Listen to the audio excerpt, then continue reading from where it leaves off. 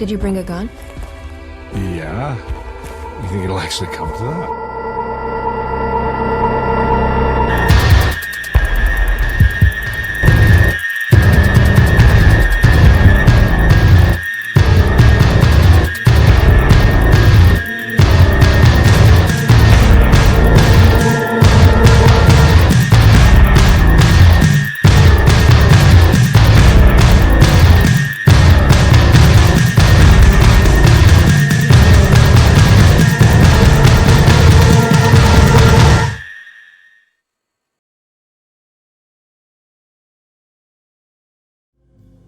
Hi YouTube, how's everyone doing for this VOD experience of Alone in the Dank? Alright. Hi, welcome to Chili's! Right back into it. We were about to go, I think to Dr. Ray's apartment office? I think that's what we were, about to do. Right? Is that?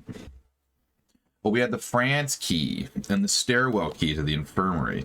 So do we go down to the infirmary first, or do we go, we got a Tommy gun. Yeah, we got a Tommy gun. Oh, for fuck's sake. A boat?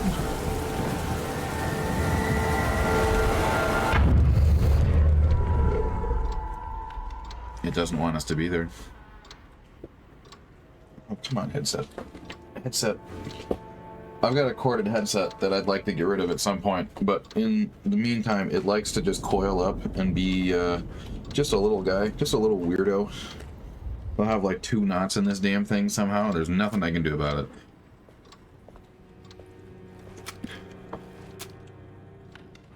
Alright, so what do we got? Yeah, we were gonna head up to floor of the infirmary. We can do that. We can go to the sitting room. Yeah, because we don't have the key to his apartment or anything. So we'll go to the sitting room.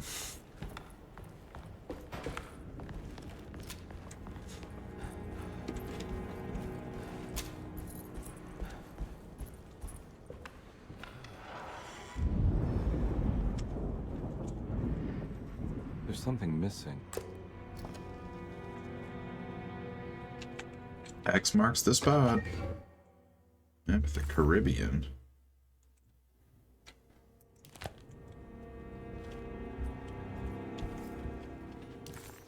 It's Grace's room. Actually, it says there's still something in here.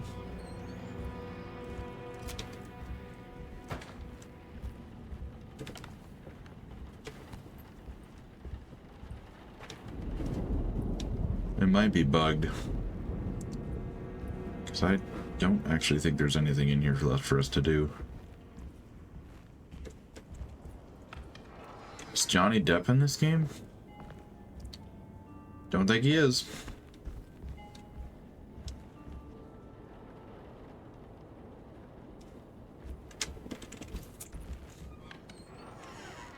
Alright, so I guess we're going to the stairwell.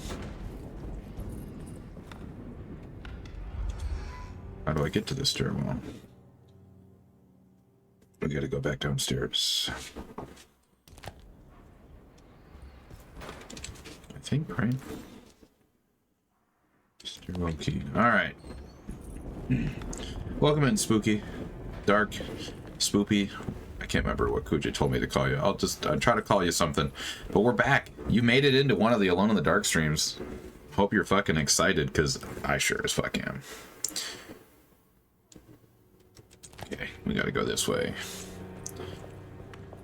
This game is surprisingly tight. I know you're into the Resident Evil games. Oh, don't give me this shit. Don't do it. I can't take this much more. This has to end.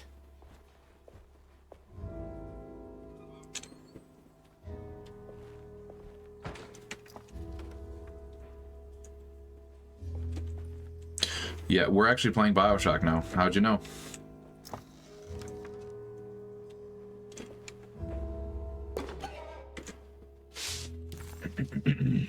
Oh. Edward had heard the whispers for years. When he lived in Brooklyn, it was only on rare occasions, like when he as a child climbed that tall tree in Central Park, or when he almost drowned in the Hudson River, trying to save his despaired mother. The whispers became more common as he moved to New Orleans, but still rare enough to be ignored. Now as he walks the halls of Darceto, he knows what is calling him. He doesn't want to admit it, but the dark young in the conservatory is telling him to sacrifice. Peccavi Sancor. Sophie Cat has the normies. Does this room look like a speakeasy? Edward had heard the... It looks that way because it does. This game takes place in 1930 specifically, so it's my map of use.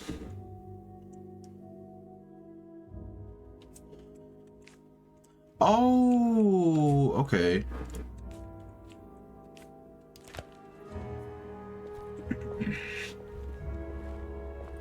Very Victorian. I do like it. Is there anything actually in here? I already checked it. I'm so sorry.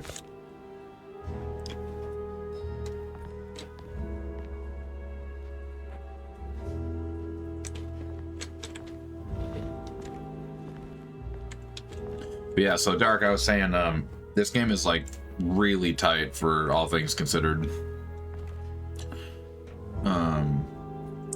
Generally been a great time. I think we've had like one or two little hiccups here and there, but it's a pretty good time. I highly recommend it. So if you're looking for something yourself to go through, very, very recommended. I can only say it so many times. The combat's actually surprisingly good too.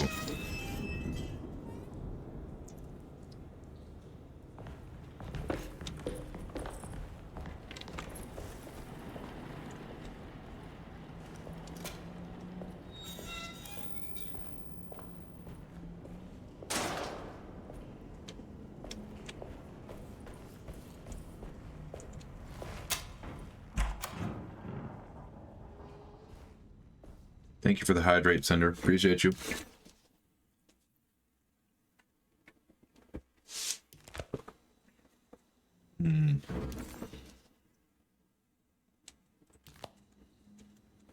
Why am I a nerd?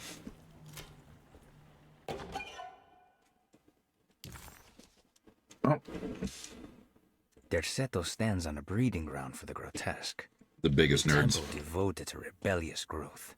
The most ugly and cancerous side of nature. You may be able to shield your psyche for a while, but rest assured your soul will come to pray to that hideous god in time. That is the story of every man and woman who gather around that ancient arbor. They all croak, bark, and bleat because their own bodies are afraid and they wish to repel the evil those words conjure. Ia! Ia! Instead of that blasphemous name, they gossip in hushed whispers the name of Darceto, Astarte, and the Black Goat of the Woods. God damn.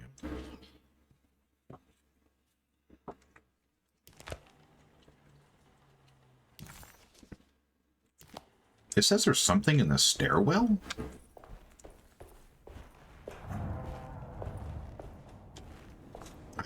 I have my doubts. I don't... Why it's telling me there's stuff in here.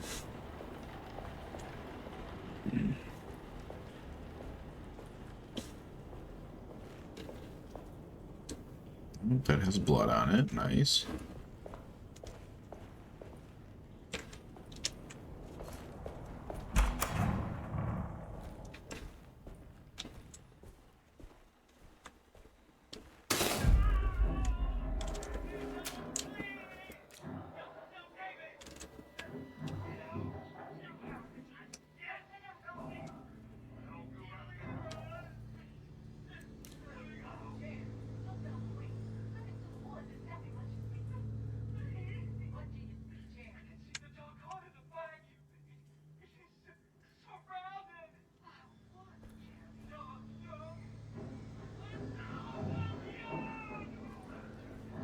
key.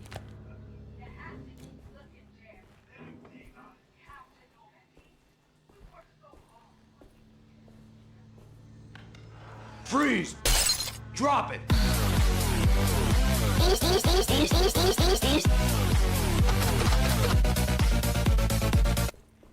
Nika, can you turn off the redeems again, please? Appreciate you.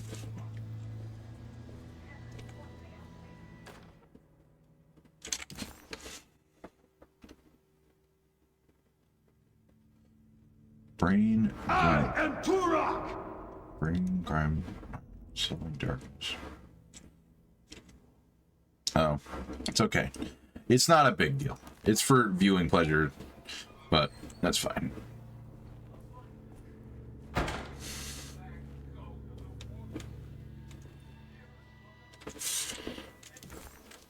The atmosphere is also very great in this game. Dark.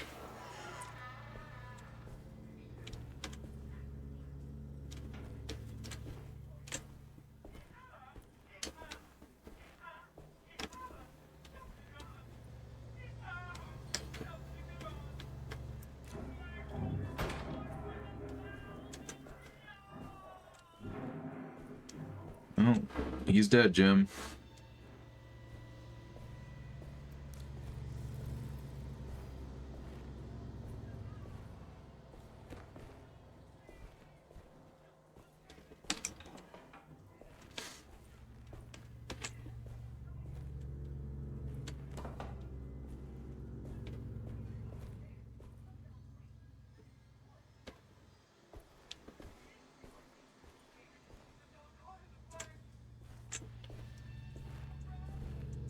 I like the fact it actually repeats. Hypothetical psychosurgery based on the ideas by Burkhardt and the St. Petersburg research could end up saving Jeremy's mind. Severing the connections around the frontal lobe would certainly solve most mental afflictions. The procedure would be brutal in performance, as well as in efficiency. An ice pick pushed through the edge of the eye and into the skull would untether the nerves like Alexander cutting the Gordian knot. As this would likely leave Jeremy in a very different condition, all other paths should first be explored. The medical instrument I would need for this lobotomy is missing, and I should have Waits order a new one.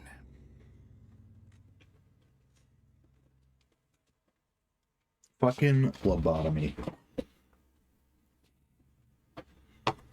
A quick little push beyond the eye into the frontal lobe. A lobotomy. The Bioshock reference for all of you guys. Which might be on my wish list. Yeah, actually originally, Sephi, that's how you pronounce your name, right?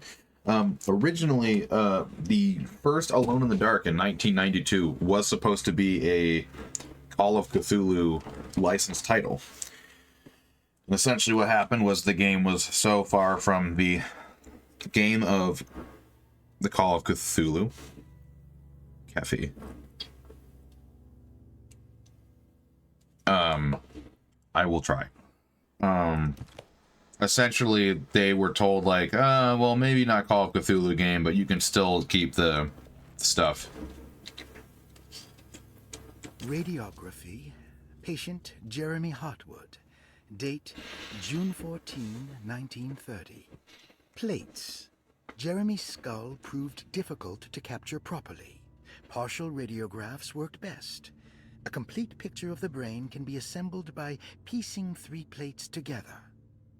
Observations. Even when looking at an assembled version, a shadow covers significant parts of Jeremy's brain. Possible tumor, but more likely that the equipment is failing. Jeremy reacted strongly to the pictures and claimed to see a giant clay worm eating and displacing his memories. Notes. While this exercise has left me nowhere closer to an answer, I feel confident that a Burkhardt lobotomy should sever all necessary parts. So did they actually go through with it?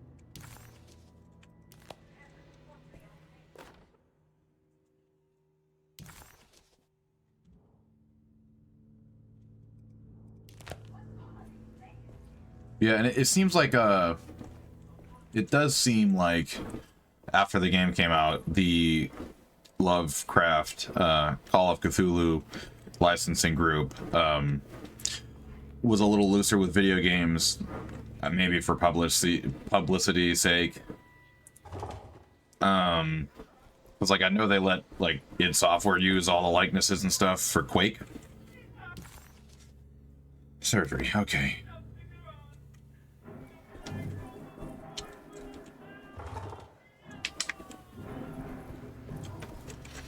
But yeah, so like this game and the entire franchise has been like Lovecraftian referencing and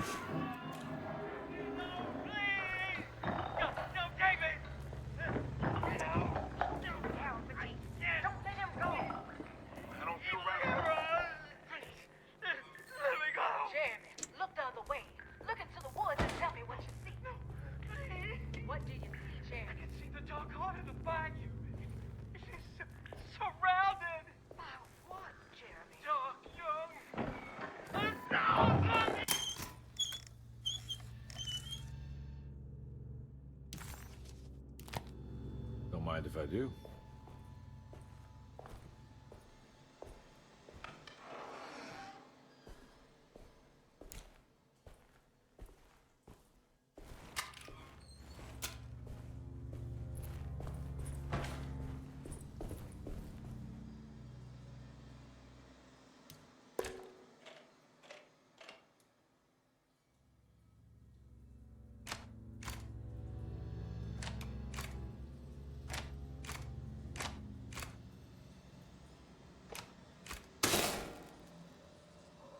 That's better.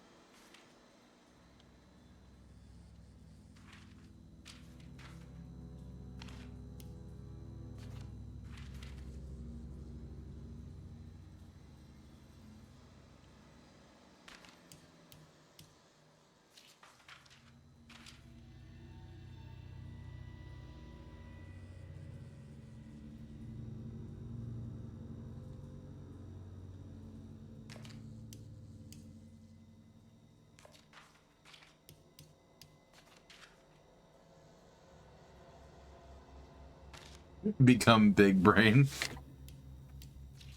Oh yeah? Is that what we're doing?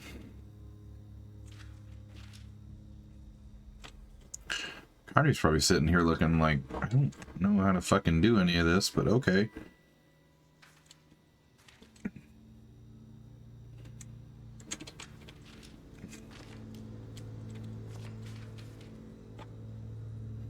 Okay, I feel like this one's gonna have to be on the bottom.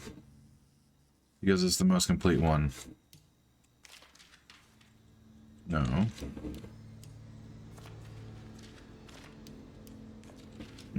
I'm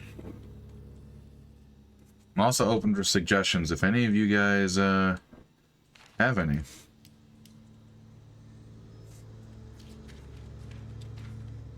Is this gonna be it?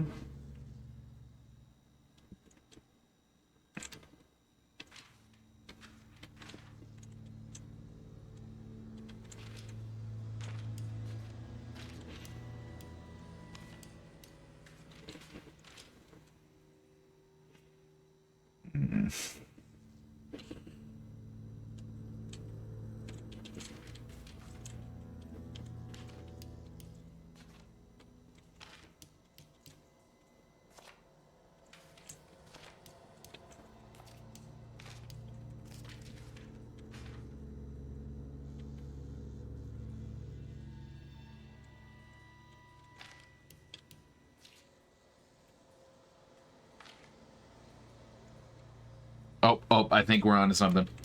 Give me a sec. Oh.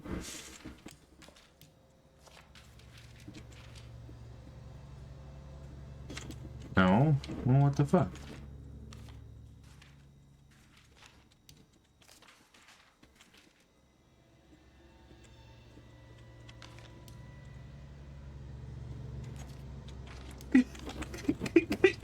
Flip. It's a crisp lasagna?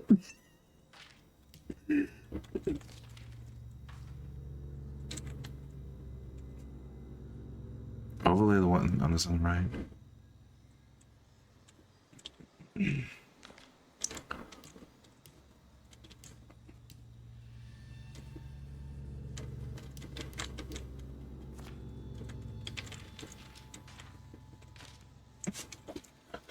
Overlay the one on the right over there. What do you mean? What are you talking about?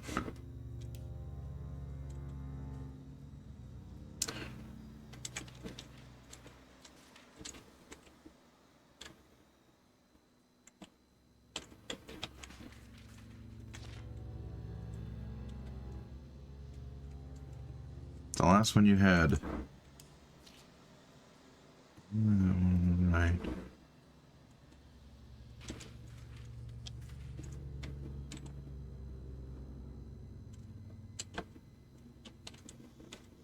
What do you mean?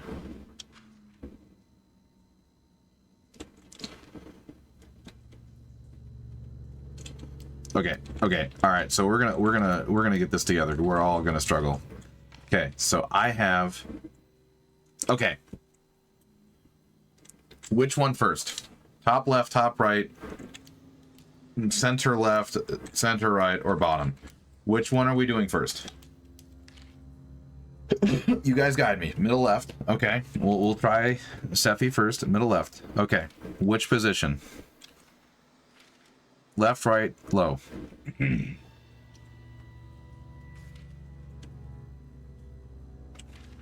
Okay. Like this. Right? Okay. Now which one?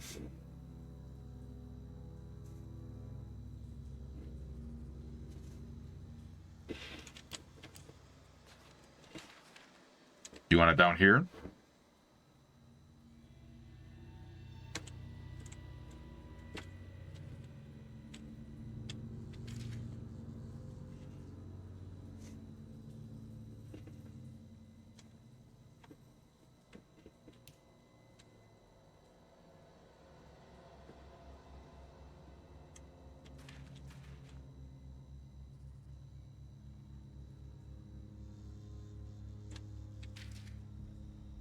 Overlap the holes. I am just confused, okay? I'm trying. You say overlap the holes. What holes? What am I trying to overlap? If I have to give I swear to God, I'm so sorry. Look at the crack at the top of the X-ray.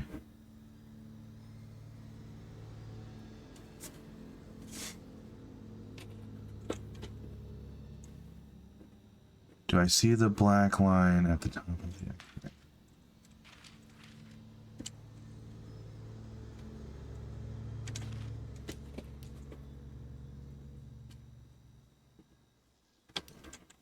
Oh, I see what you're saying.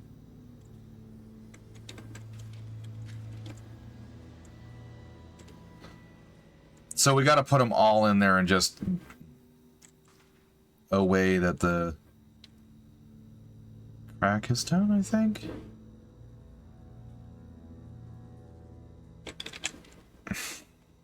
Yeah, yes. What? Just you yelling at me is not gonna help. I'm trying my best, okay? So like this, right? So the burn line matches, yes? Right? Just like that?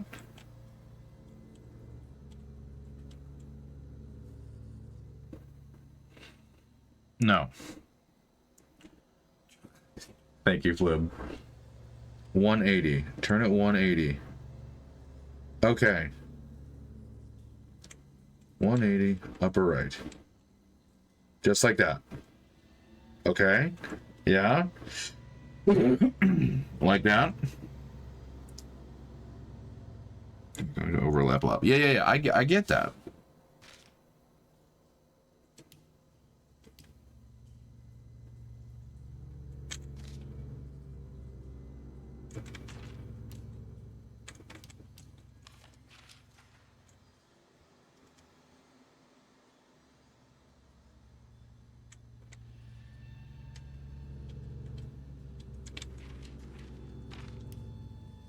What's the next one we're doing? We've been spotted.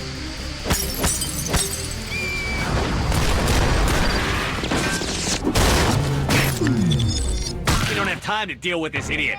Charge! Welcome in, Taco Wife. We're trying to figure out a puzzle.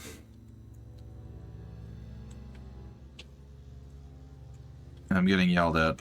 People are yelling at me in the chat. Listen, I can't be good at every fucking game I ever play, okay? I'm just saying. Like, see, it's a real brain teaser. It is. Which one next? Nika, please. Or Kat. Or anybody. I'm so sorry. You're seeing the absolute best. Where the fuck is my phone? They're gonna fucking call me. Boo. Welcome in. I'll give you a shout out while we're here. We're really struggling at this. I am struggling, apparently. Apparently everybody in the chat knows what the hell's going on. Oh my god. It's gonna be on speakerphone, Nika. Alright. Hey, you live in Gonz 99.9, Alone in the Dark Radio. How you doing? So the X-ray. The X-ray? The left side of the X-ray setting and the X-ray on the right side of the viewer's thing have an identical indent at the top of the fucking brain. Mm-hmm. Overlay that. Right.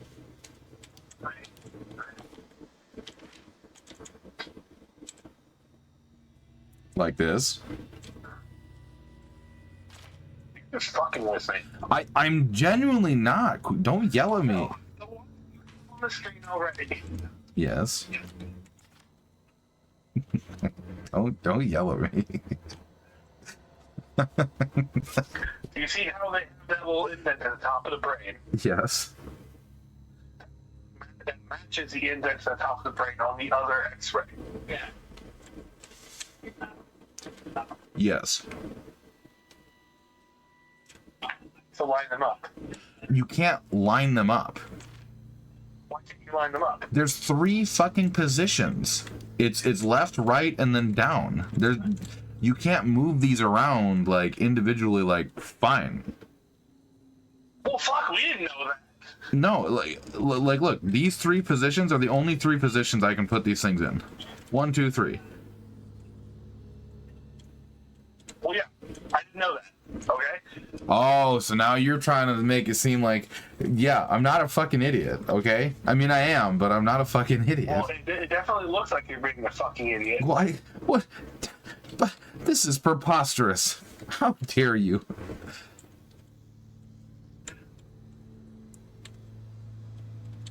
Wait, we're Well, fuck, it's probably... the 3 positions that you see right now, Kat. Those are the 3 positions I can put shit in.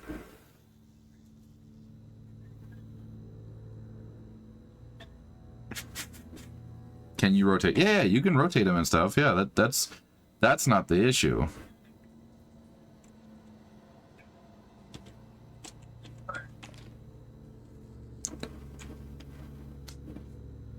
Well, okay, so rotate the upper one, the upper left, 45 degrees to the right.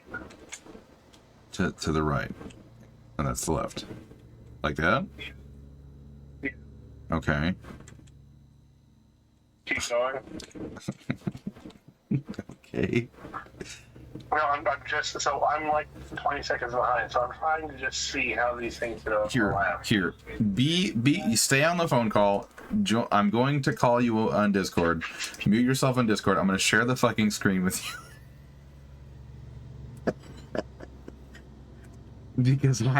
because I'll be honest, I don't see what I'm supposed to be doing. By the way, Vesper says Nika knows your whole life, Gonz. He already knows you're a fucking idiot. The rest of us need to find that out. Can you rotate the upper right 20 or 40 degrees clockwise? Okay.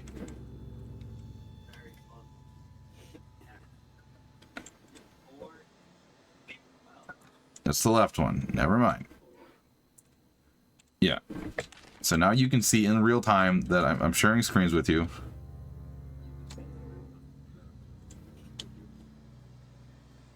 Okay, then you have to put the left one back to where you had it. This one? Like, rotated. Ah, fuck. You don't line up. Yeah, they don't. That's what I'm saying. That's the whole issue here. Mute your Discord. What are you talking about? Mute Discord. You know what? I'm just gonna deafen myself. There you go. I know that mic was on. I normally have that mic off. Yep, the mic. You need to just find the right number of degrees to rotate. Oh god.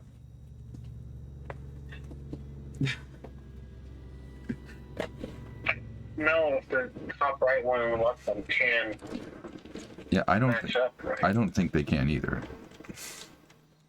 I don't think it's a matter of matching them up perfectly. It's because they're not going to do it. Hold on. Replace the top left one with the bottom one. With the bottom one? Just take the bottom one out of the way. Okay, now switch the right and the left. Or, sorry, right and bottom. Yeah. Okay. Because these ones are in different positions, so can you rotate them together now? No, you can't. Fuck. Well, maybe. Oh, stop. Go back. The one in the top left is just there in a placeholder mode right now. Damn, they don't.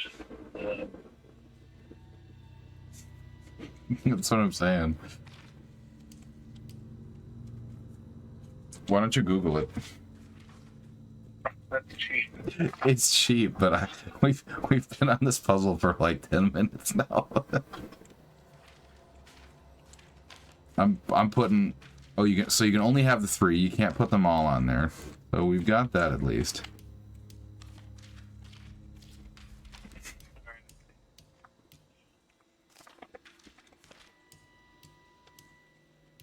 Thinking that it needs to be these 3.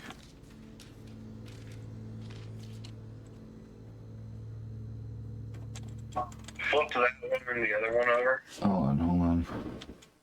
Nope. This guy's frontal lobe is massive. Oh wait, it's just a different size picture. Oh, apparently I got it. Oh, the game took mercy on you. It's like this fucking idiot. All right, well, thank you for your help. I appreciate you. First try. Mark that down. Right. What time are we at right now? 34. Mercy. All right. Well, thank you, buddy.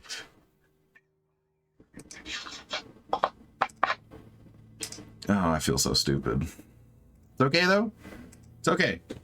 Welcome in, Contra. Pocket Wife. Nice to see you.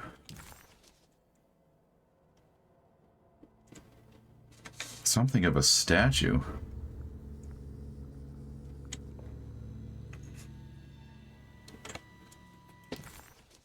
Statue, you say?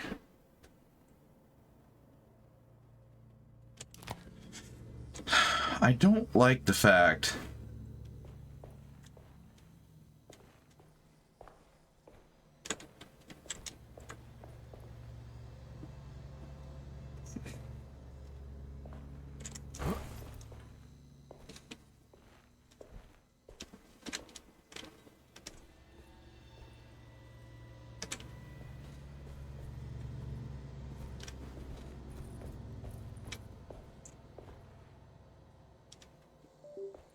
Oh, hello?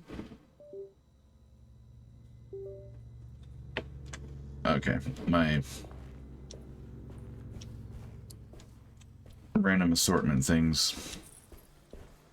See, this is when the game jumps out at you, though.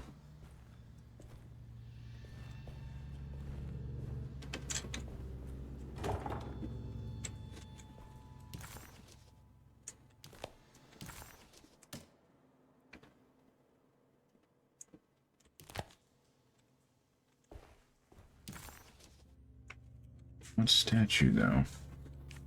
Which statue could it be? There's the gallery.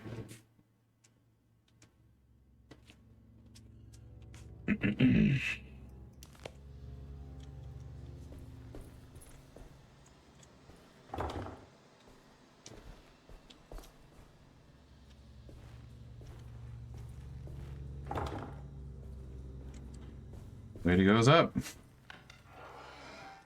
Oh. Back in Spooky Land again. Alright, everybody.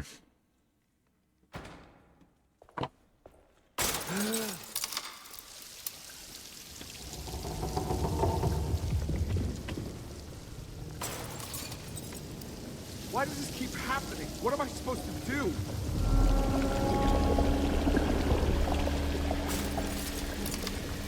Oh, shit.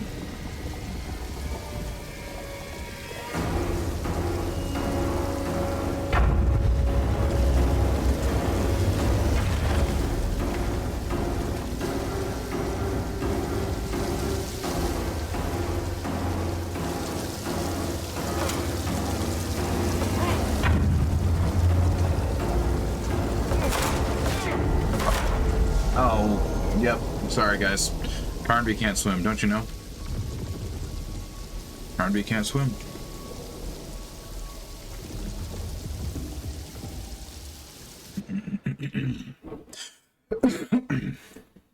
He is unable to swim. The alligators got him. Why does this keep happening? What am I supposed to do?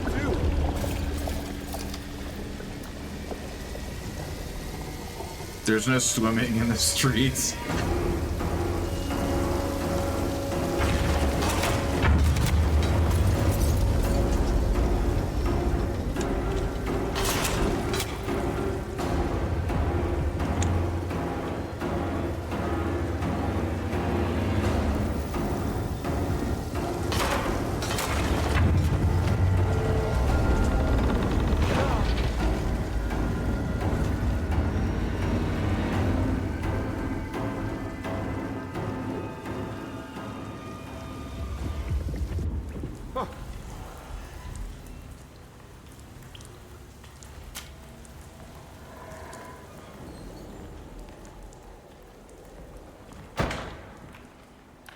First time it's just letting us up in the attic, okay. And we're back here. Perfect time to have a look around this place. Rats. Rats.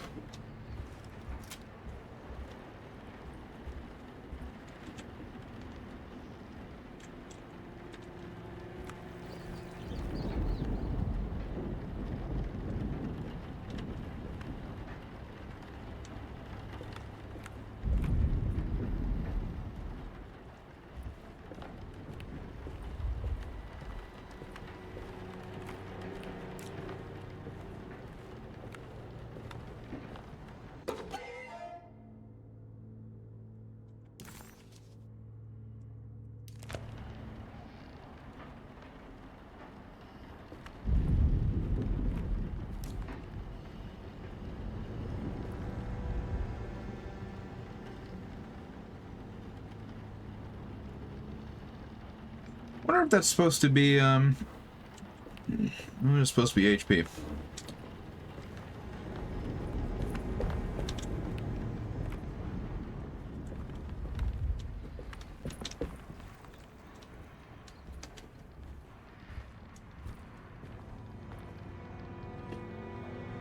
I love that just, like, nobody gave a shit to, like, fix this or anything.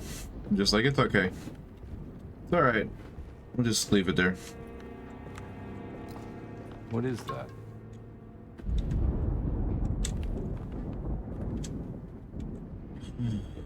It's gemstones. Chain. Alright, well, that's it.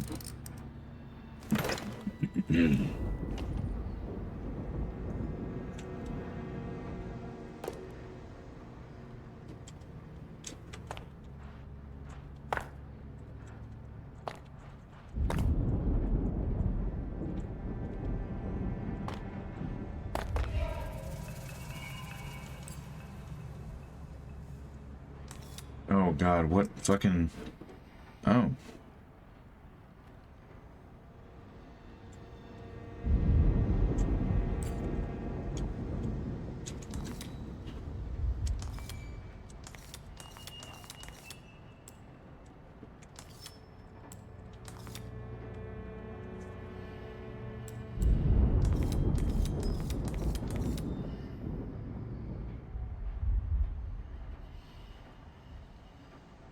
I don't know where that is.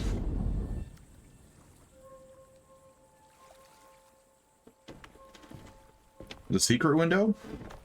Featuring Johnny Depp?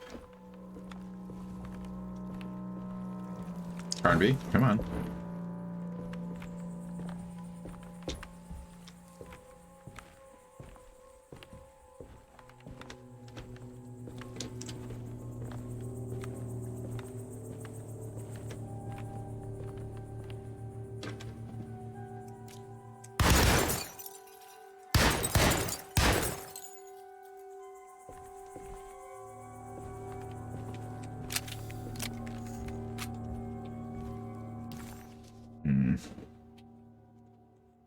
Me either. Where else could there be a window like that? An offering. And the whispering tree.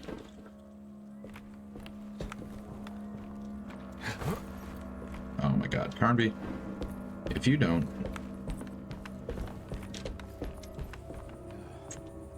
No, we're trapped in here. Okay.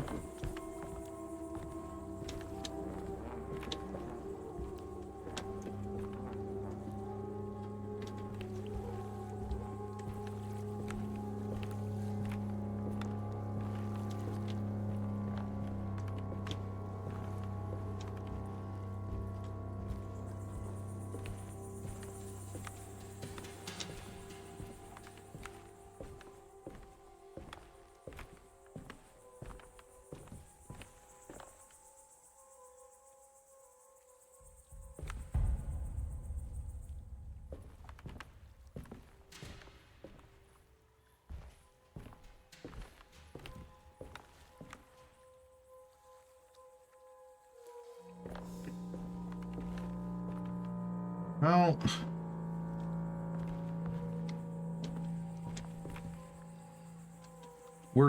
we can't leave the attic. It's not letting us go, so we've got to figure it out up here. I just don't know what it wants us to do.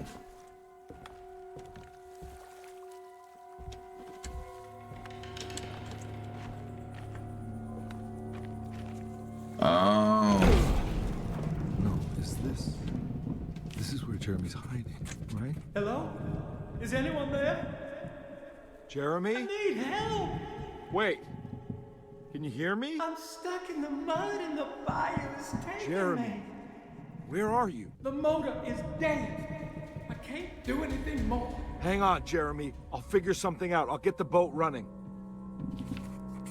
Jeremy was calling out for help, but Carnby...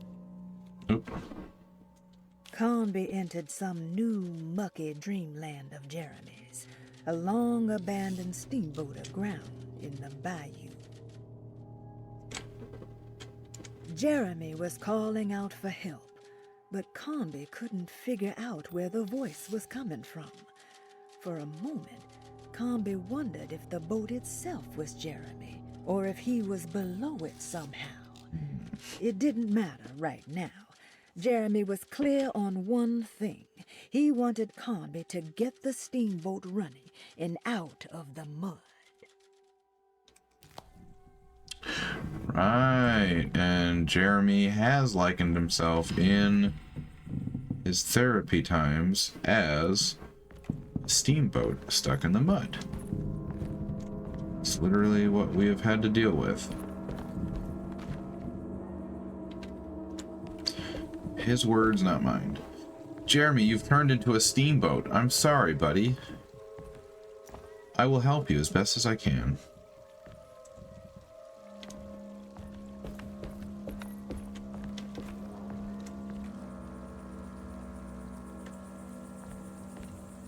Poor Jeremy.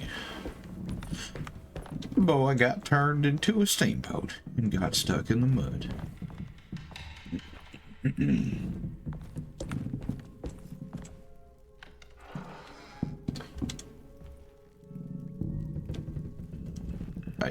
We don't answer that question.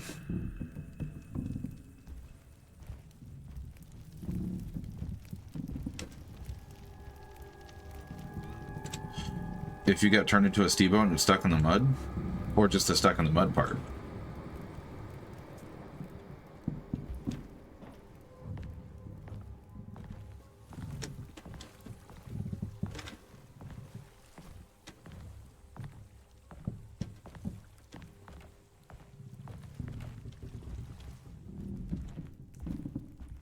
You mean to tell me you guys don't want to become a steamboat and get stuck? Oh, for fuck's sake.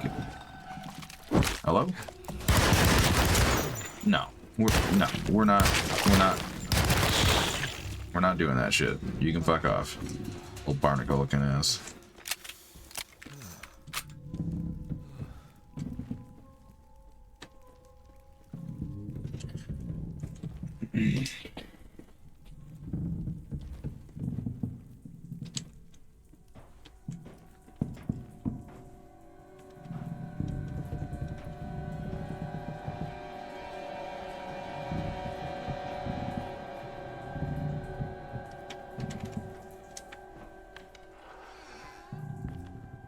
You do not want a steamboat sauna at this time? Why not?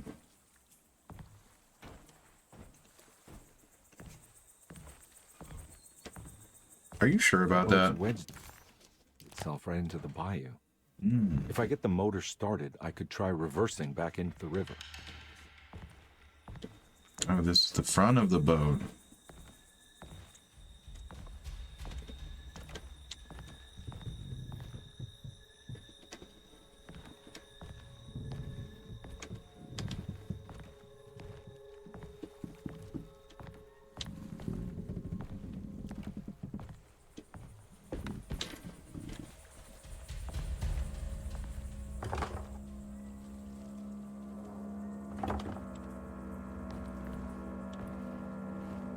Play poker with a rib cage? What?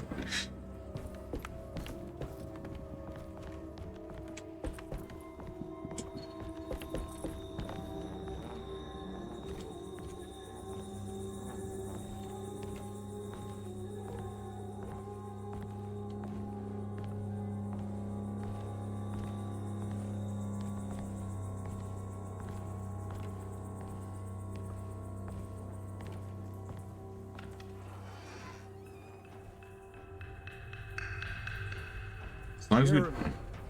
Where are you?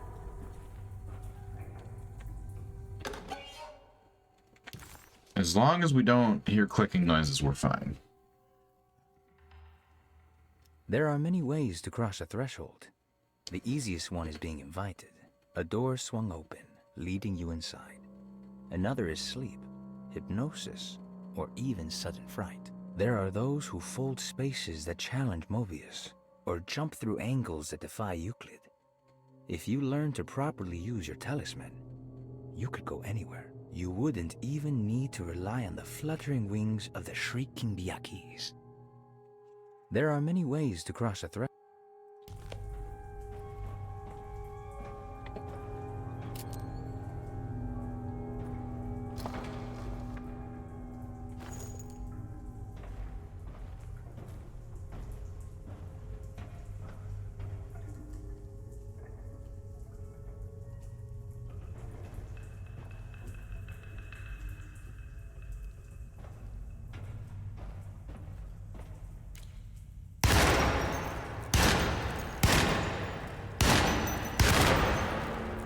Just for good measure.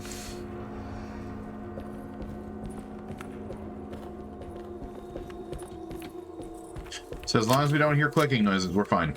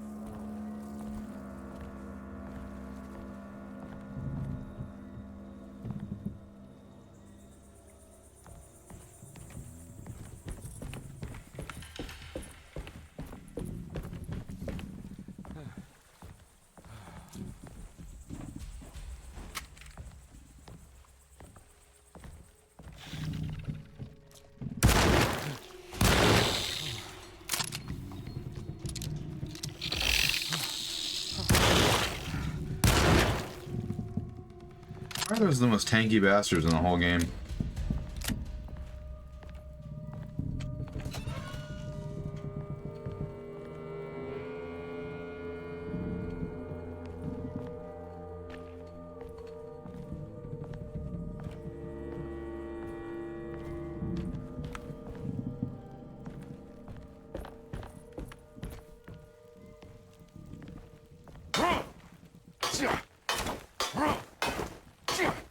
Damn.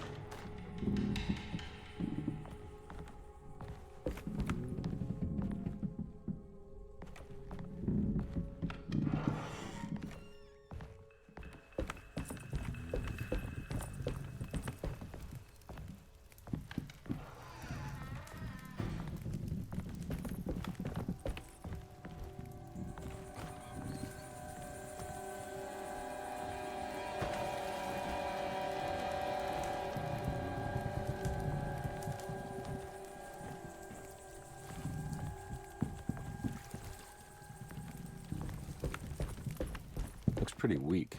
I just need something to break it.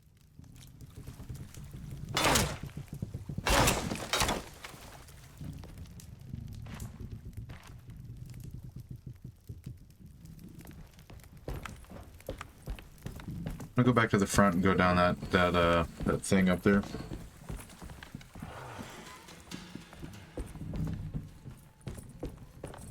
So I make sure I'm not missing shit. I don't want to do that.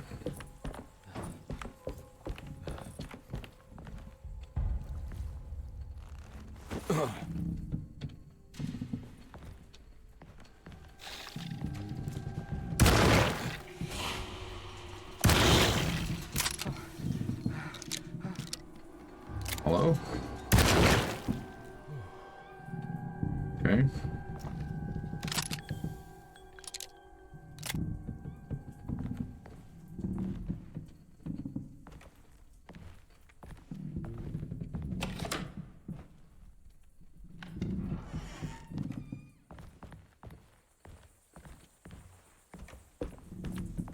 Yeah, just it wanted to be there.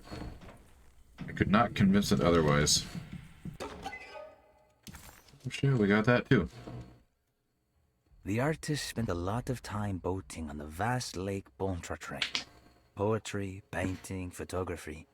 Everything seemed to become better by the shimmering water and the opalescent sky. One night, as the sailors returned to their settle, they found a masquerade ball taking place. It must have been Perosi and Nora who invited their friends from the theater. The sailors quickly fashioned masks out of plaster of Paris and joined the festivities. They enjoyed themselves for hours before realizing time was not passing. Nor could they find their friends. As they began to worry, they demanded that the guests unmasked. But they could not, because they were not wearing any masks.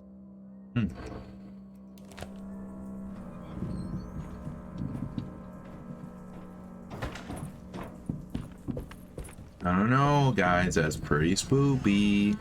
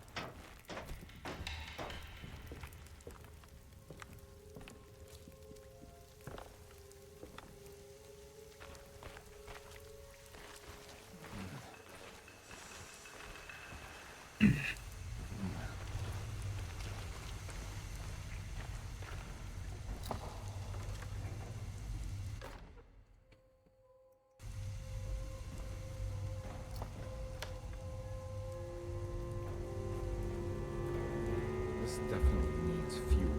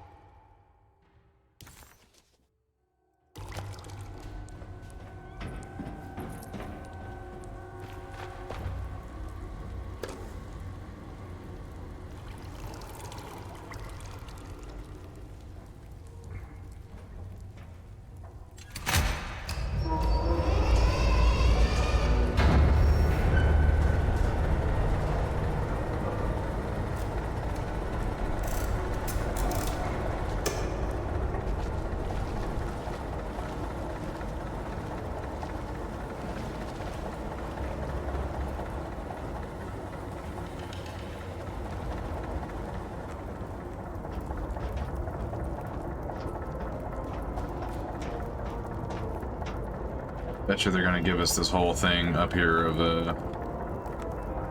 combat because you know.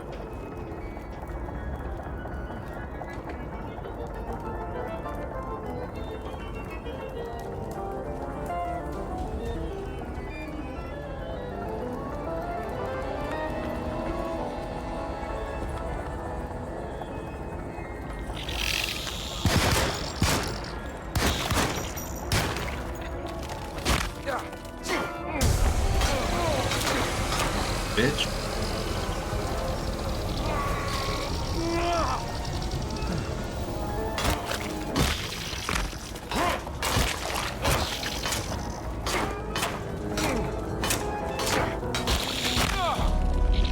Oh, apparently these are the most dangerous enemy in the entire game now. Jesus Christ. Didn't realize these head crabs would be the make or break moment of the universe.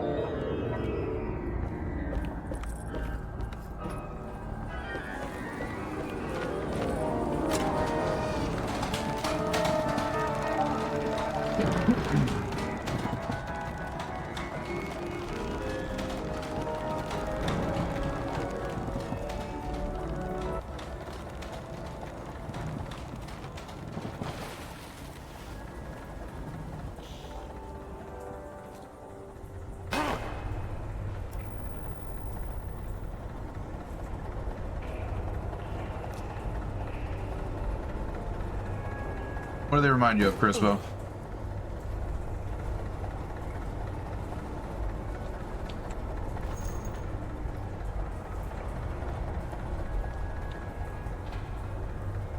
I can see it.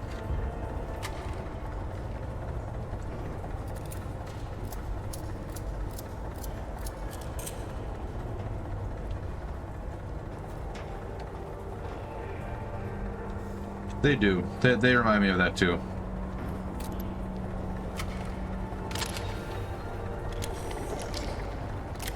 Hello.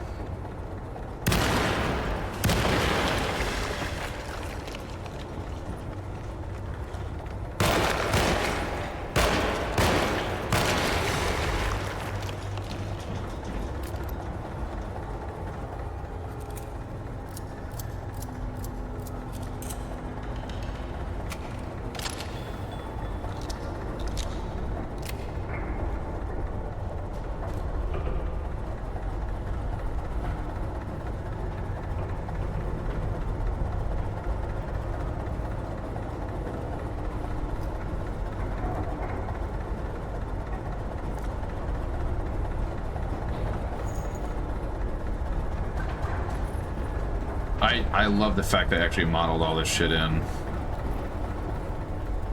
This game is great.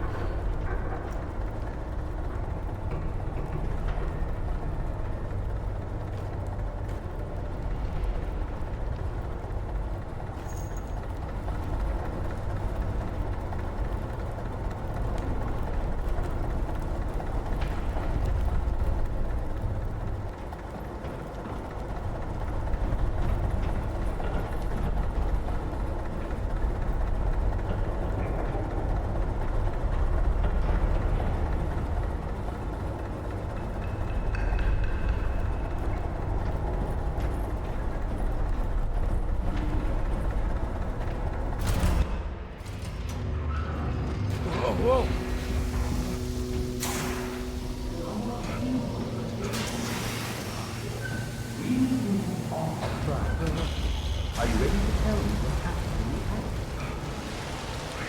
I put a rope around my neck, and then I strangled all life from my body.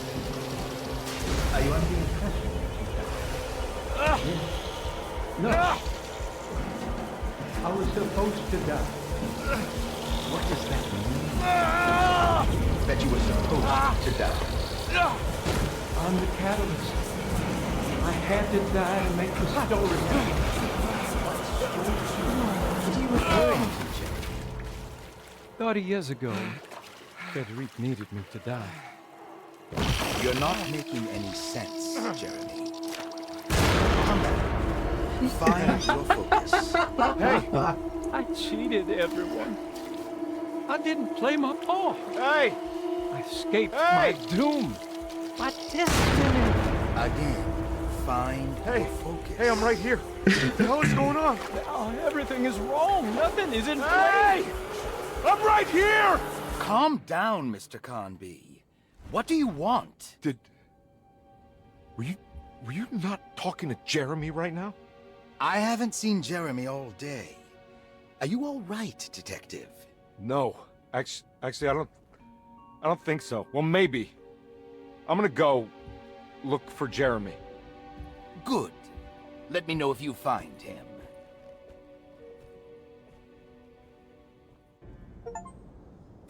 That was Jeremy's self-deceit? A steamboat stuck in the mud? I'm not gonna pretend I understand any of that. What a bunch of psychoanalytic nonsense.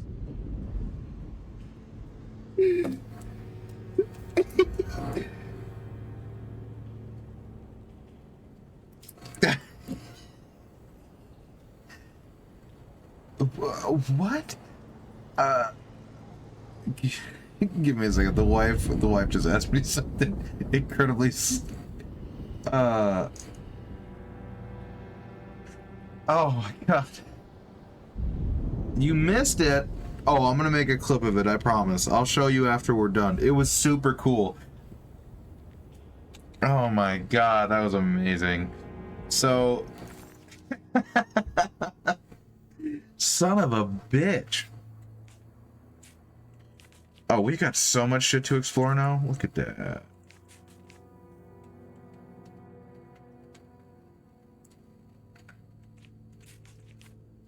think we'll try to go back up to the attic.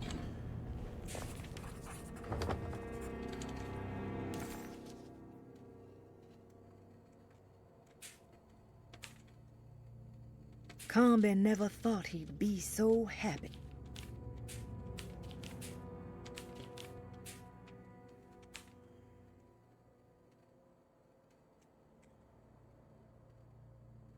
Carnby never thought he'd be so happy to be back. That before already. Jeremy was calling out for help, but Carnby could. The dog.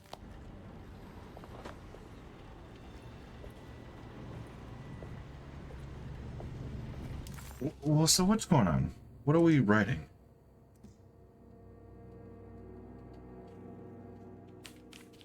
Dr. Gray was the steamboat was a hideaway that Jeremy had built over the last few days. Having seen his memories extracted and expanded into physical, it wasn't clear to Detective Carnby that he had actually Okay.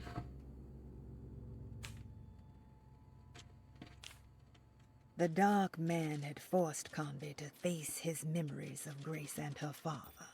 How he ran him off the bridge at Pearl River and carried on to steal his child as he was drowning.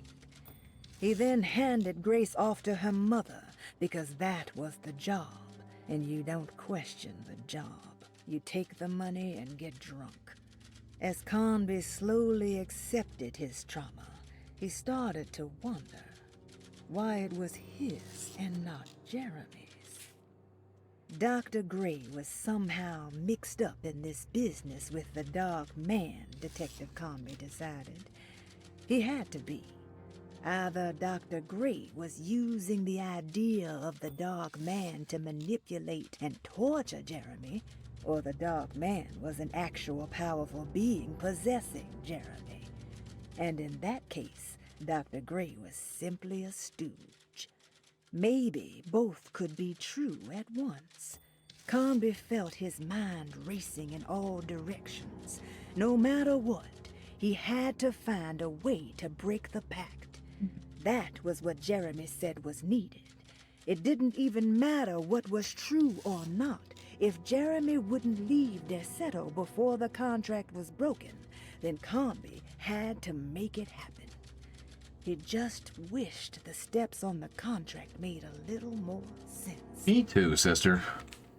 The steamboat was a hideaway that Jeremy had built over the last few days.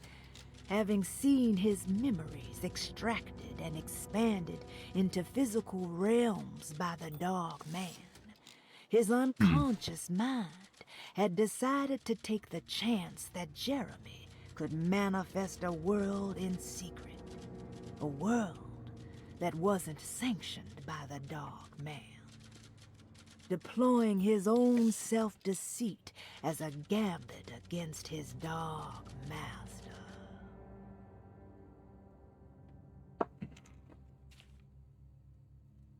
It wasn't clear to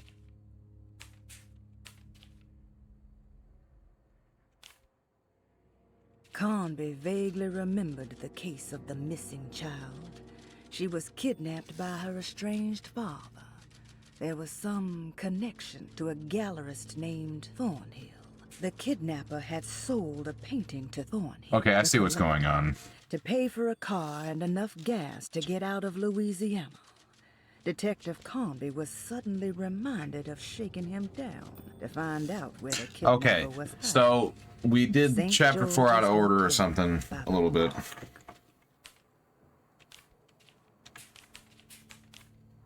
It wasn't clear to Detective Carnby that he had actually accomplished anything, but he had the distinct feeling that he was making progress. The steamboat must have been what the self-deceit was referring to, and clearly the business with Grace was psychological trauma. Out of the 3 steps on the dark man's contract, only one thing seemed to remain: temper-manic behavior. Carnby was getting sick of guessing. It was time to pay Dr. Gray a visit in his apartment.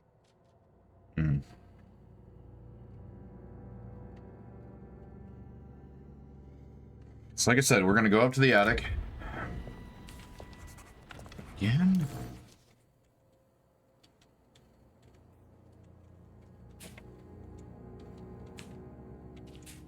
It was... Oh, okay, I see it. It's catching up to us. Okay.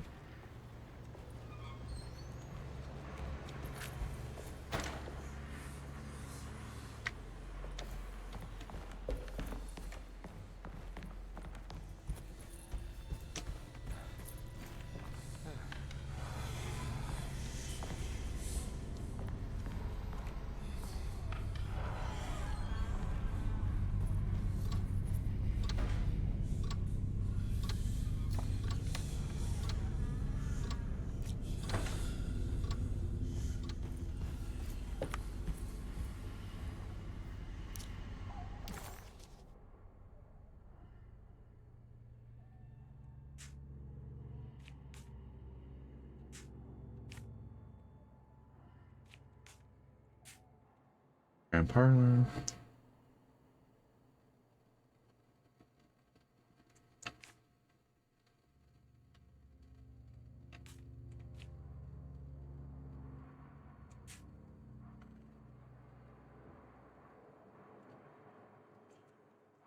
Let's...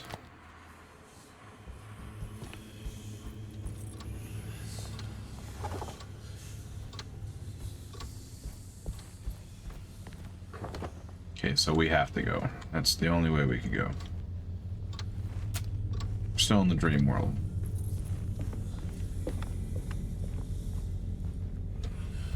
It's blocked.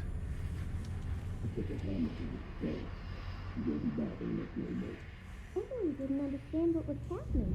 It was funny when all the blood started coming.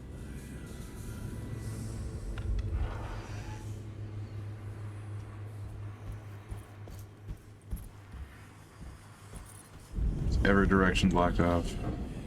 I think it's going to tell us so.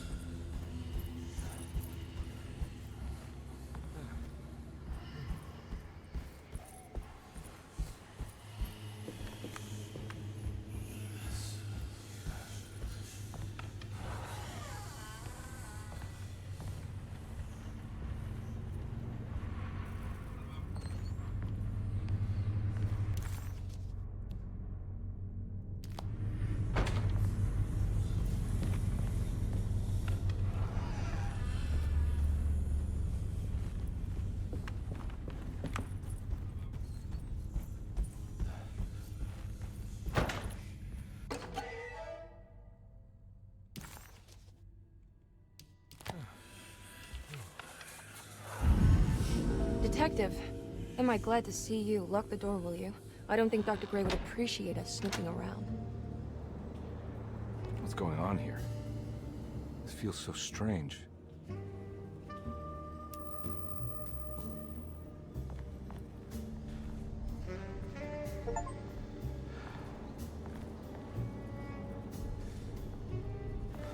There's a book missing.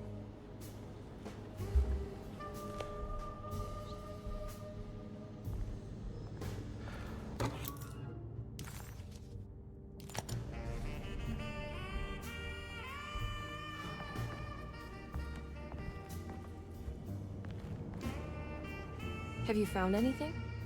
What? Yeah, I've seen some things. Okay. Let me know if there is anything you want to talk about.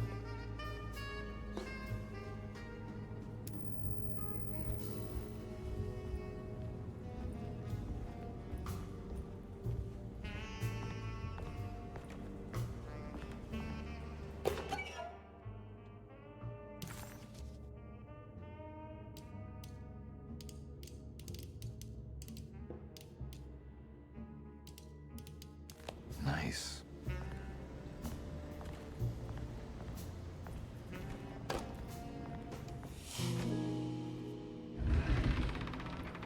What did you do? I was just rearranging the books. Well, come on, let's check it out.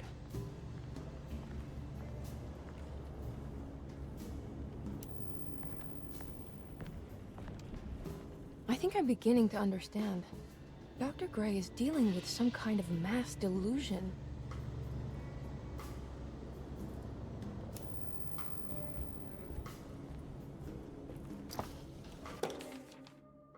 Good to finally meet you, Mr. Hartwood. I'm here on the behalf of your brother Philip. You were expecting me, weren't you? Yes. You're from the city, no? That's right.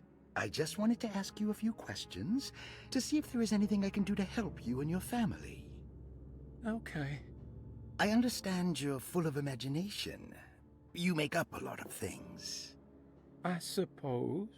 And you obsess over them, blurring reality and fiction. Sometimes. Do you want to tell me about the Dark Man? No, I don't. That's all right. Perhaps there is something else you can tell me. Something you know to be made up, but you hold dear. Juan? John? Who's John? No, Juan Luis Jorge. Oh, wait there a moment. Here, take a look. Is he... Oh, he is the author.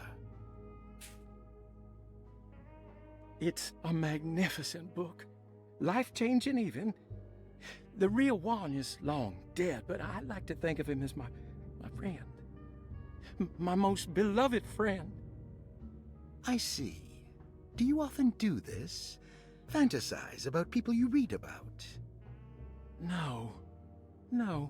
Well, there is Jacob. Who is Jacob? Turn to the last page. Oh, it's a newspaper article. The Prisoner of Ice, Jacob van Ostad. Is he also your beloved friend? Oh, no, Doctor. Not at all. He is the fire that fights fire. Yes, I think it's clear your overstimulated imagination, this mania, needs to be tempered for you to live a normal life. I know your family calls it the Heartwood Curse, but I want you to know that there is nothing supernatural about your condition. It's all inside your head. And with that, I'm very qualified to deal with. In time, you will be cured. In time. Yes, in time we will exorcise all your demons, all the dark men. Yeah! Please, Mr. Heartwood, calm yourself. What happened? Oh, don't you worry your little head about it, Miss Heartwood. Your uncle and I just had our first breakthrough.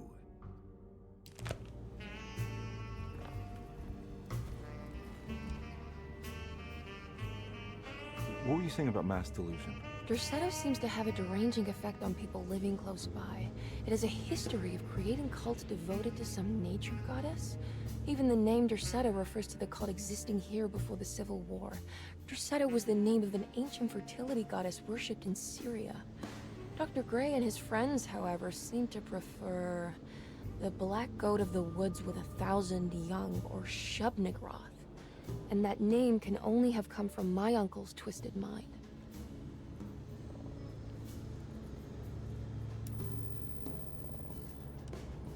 You think all of them are in this cult business? Even Jeremy? I'm not sure any of them have a choice at this point. We just need to find a way to stop all of this.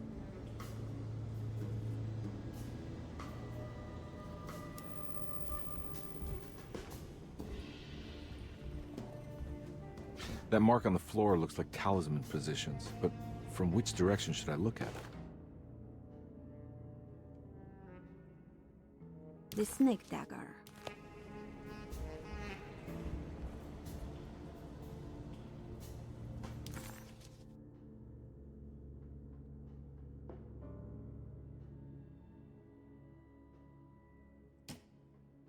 The Snake Dagger, a monograph by Yael Klein. In Ludwig Prin's book on pagan rituals called The Mystery of the Grave, as translated by Nicholas Vachy, there are several references to a sacrificial dagger called the Snake Dagger. It has long been thought of as a poor translation of the original text, that it would be more appropriate with worm dagger from the Latin vermis cultrum. This seems natural following the recent consensus that the original title of Prin's book, De Vermis Mysteris, should literally translate to the mystery of the worm. However, this would take away from Vachy's great effort at translating the underlying meaning of the words and revealing several cultural beliefs. While Prin certainly was using the term worm as a symbol or synecdoche for death and the dead, which is made clear by the contents of the book, in the case of the dagger, we shouldn't be too hasty to dismiss his translation. Reading through Vachy's correspondence with his patron, it appears that he had more than just the Latin text at his disposal. Vahi had dug up Prin's living relatives and uncovered several cross-referenced historical texts and an actual snake dagger. The dagger was dated to the early Middle Kingdom of Egypt and had such a clear shape of a wave that Vahi considered calling it the sinusoidal blade. Knowing the full story, it seems prudent that he chose to translate it as snake and not worm. There are several reasons why this choice of word helps us understand the pagans that Prin's book attempts to describe. The symbolic value of the shape becomes more apparent when reading about the use The of the math dagger. blade. In the passage of possession and exorcism, we find the snake dagger poisons the poisoner within the victim and is therefore pacified. Where the literal text would tell us that the worm dagger trumps the demon possessing the victim, it tells us nothing of their reasoning. Only that somehow this dagger wins against the demon, like it had the better hand in poker. Vahi's translation allows us to follow the underlying logic to the ritual magic that is being performed. Poison the poisoner sounds like fighting fire with fire. That to hurt the demon possessing its victim, the priests would have to fight back with a power that is known to the evil they are fighting. The snake dagger is therefore not only a good way to describe its form, but it also helps us understand how it could be thought of as a useful tool for exorcism.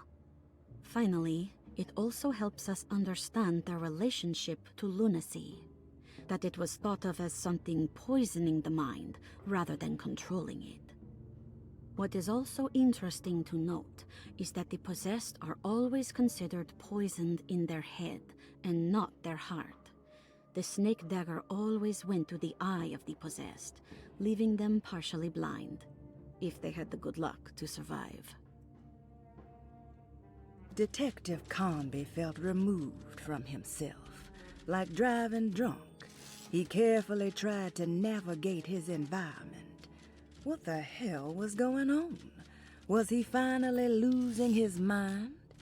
At least Emily was here to call the police if he went off the deep end.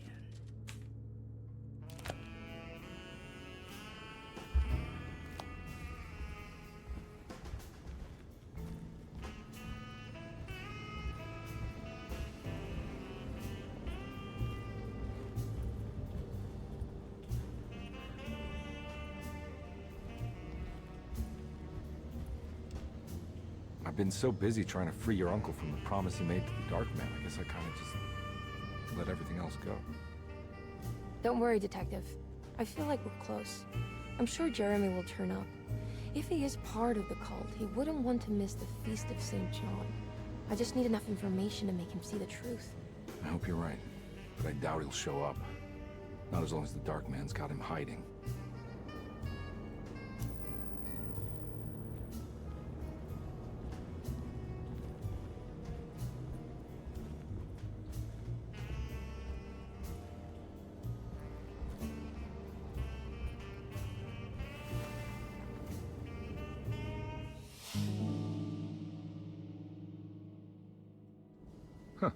Has that been there this whole time?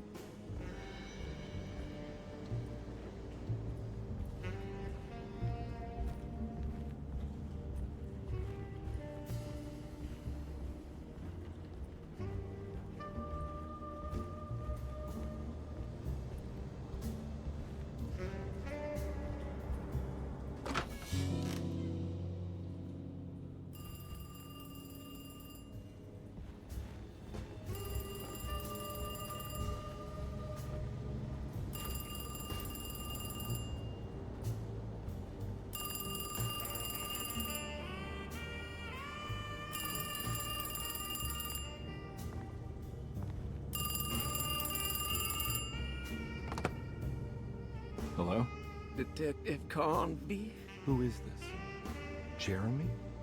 Jeremy is with the Dark Man.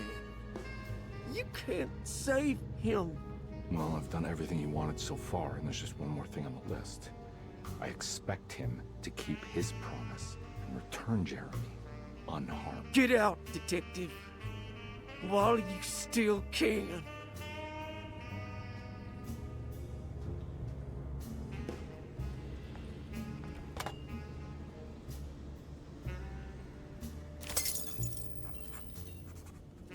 Detective Carnby wanted nothing more than to make sense of it all.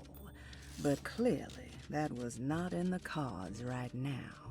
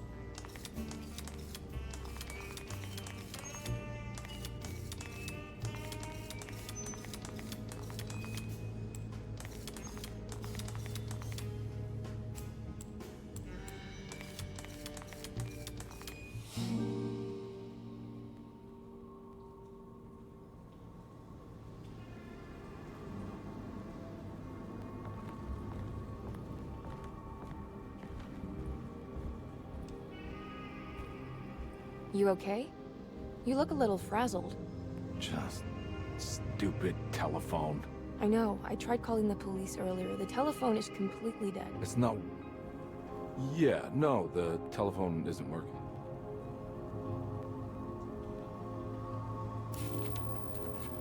Detective Carnby was worried Emily could tell, that she could see the madness written on his face. But what if he was the only one seeing the truth? Could that still be the case? If only he could find evidence that would make her understand that he had seen beyond the veil, or at least something that would show her he was worth the money she was paying him.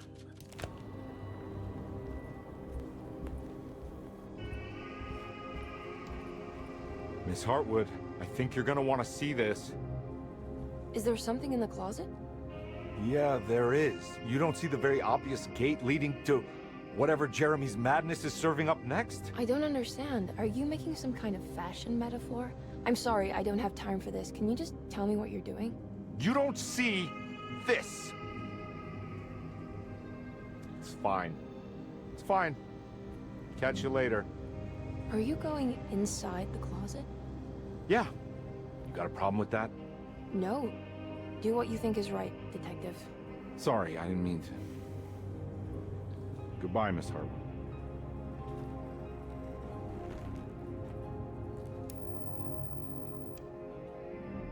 Okay. Okay.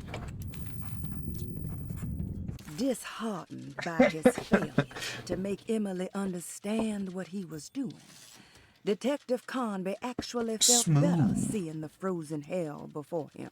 There was a finality to it. Its clear symbolic opposite to the dark man's desert made him realize this was the end. Soon it would all be over. It's not ogre. Let me see it. Ogre.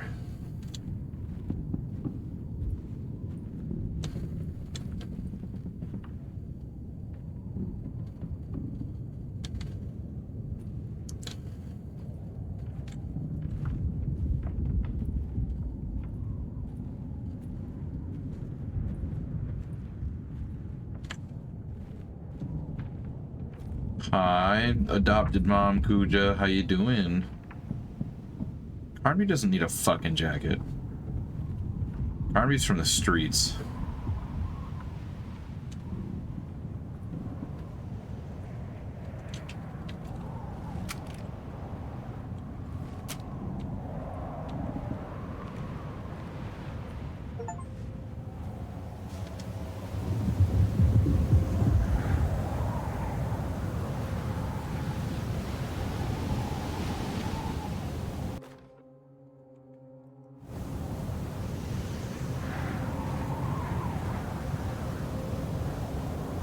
Ooh, this is a ship.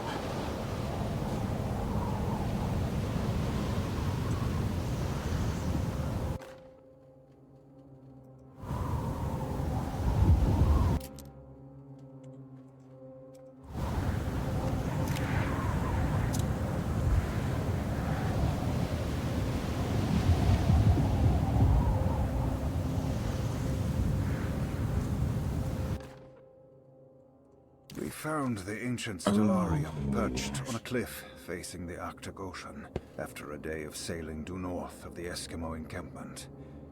Jacob van Oostad was our most keen member of the expedition. He had been chasing down the source of a peculiar type of crystallized metal present in several sacred items among the natives on the northeast coast of Greenland.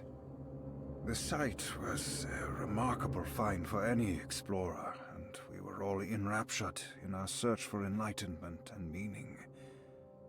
The surviving architecture seemed almost unearthly in origin and astonishingly sophisticated. The metal Jacob was searching for was abundant, almost ubiquitous. We were so taken by our find that we were surprised by the sun falling below the horizon. As we quickly picked up our gear, ready to head back to our camp, Jacob van Oostad declared that he wanted to stay. He was adamant. We begged him to reconsider. The night would be getting colder by the hour, and we feared for all our safety. Jacob refused, threatening us with violence if we wouldn't leave him alone. As the snowfall turned heavier, we left him there on his own. The next day, the weather became worse, and we had to spend hours enforcing our shelter as our tents became increasingly useless. The group had written off Jacob, thinking he must be dead. I had an urge to make one final attempt to save him, so I headed out as darkness fell with a handful of flares, and headed toward the coast and up the climb, towards the stellarium. That's when I saw him, transfixed by a burning sky, that celestial lantern. Jacob keeled over and let out a painful shriek that struck me with such fear and pity. He was crying in agony, for the cold weather had ravaged his flesh. I called out to him, and he turned to face me. His vacant stare held me in place like a needle through a butterfly, and he said, "You must leave now, Ashton. Go, and never come back." And so I left. The voice acting in this fucking game is amazing.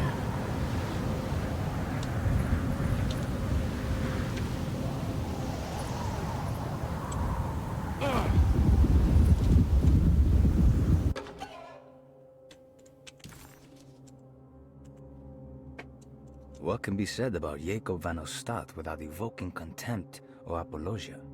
The first piece of information is the obvious. He is not the explorer Jeremy idolized in his youth, but the figment of his imagination.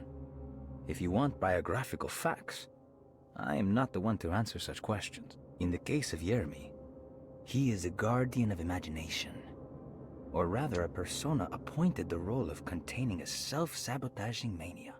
However useful Jacob once was, his loyalty to Jeremy has slowly been replaced by fanaticism. Like a firekeeper who has for decades been burnt by his own sacred flames, now does what he imagines the fire wants. Jeremy has lost all control over Jacob and suffers greatly because of him. but is admittedly also still invigorated by his labor. In the plainest of words, Jacob keeps Yermi sick so he can remain Yermi. Yeah, see, like, this is the thing, too, like, I fucking love voice acting. I would love to get into the industry a little bit. I mean, I don't think it's gonna take a whole career and make, you know, all that stuff, but I want to do the work. I hear shit like this, and I'm like, fuck, I don't know if I could be nearly as good as these folk.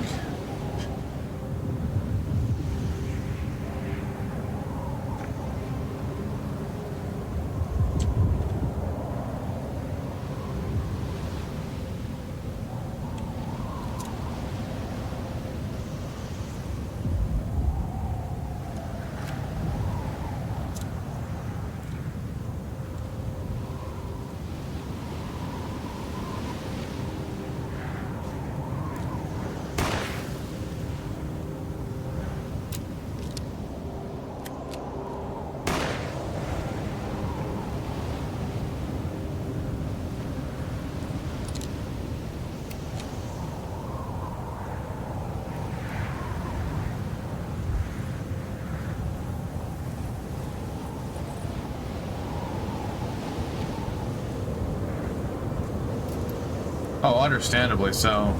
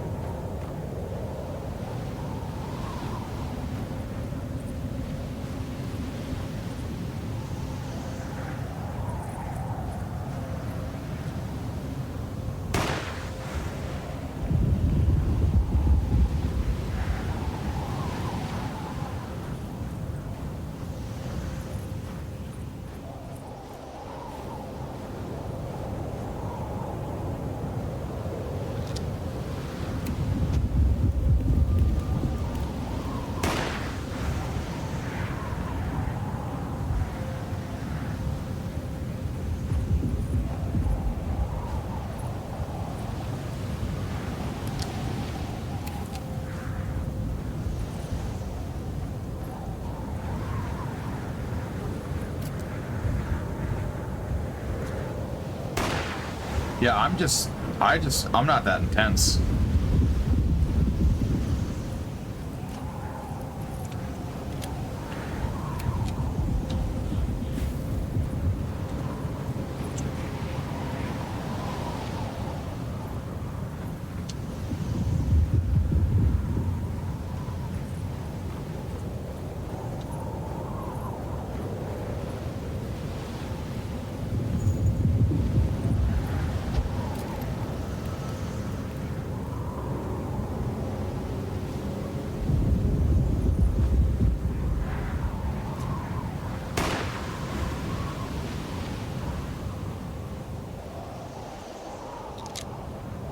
Yeah, I'm sure I could. I just am not, I've never been, I don't think I've ever actually,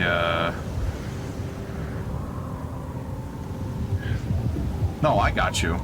Yeah, I've never been able, I don't know if I've ever consciously been able to get into that mindset of doing that. I know I could.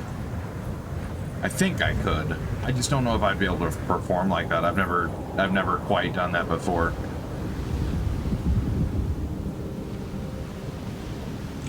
Oh, you know what's really making this shit hit super hard for me? There's something spinning up there. Or flapping in the wind. I just read a huge story about the first expeditions that tried to get up to find the Bering Straits to oh god, the ones that tried to find the straits between Britain and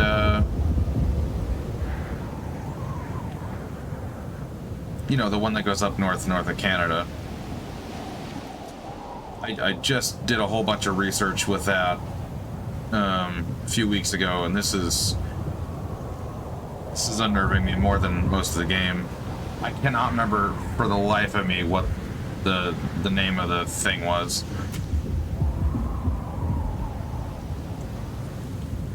It's the ball crushing factory, Crispo.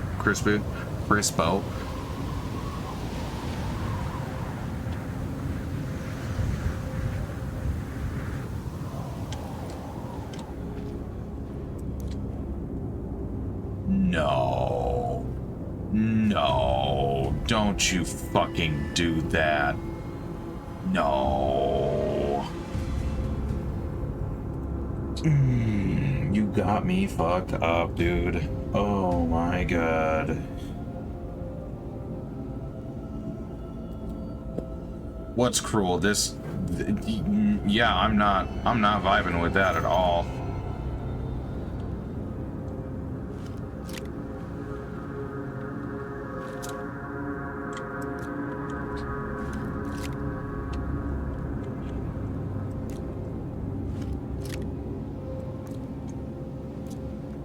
What's cool is Carnby actually will cycle through the, he'll actually put the pistol in his, I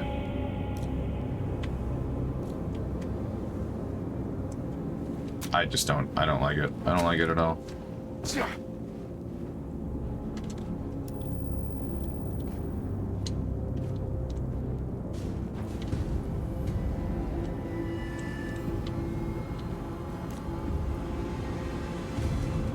Hey, you!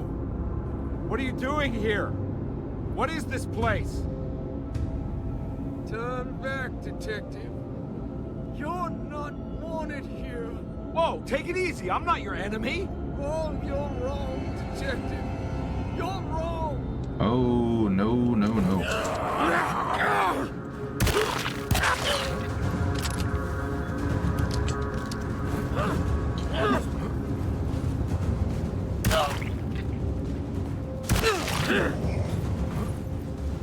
Oh, no! Hello?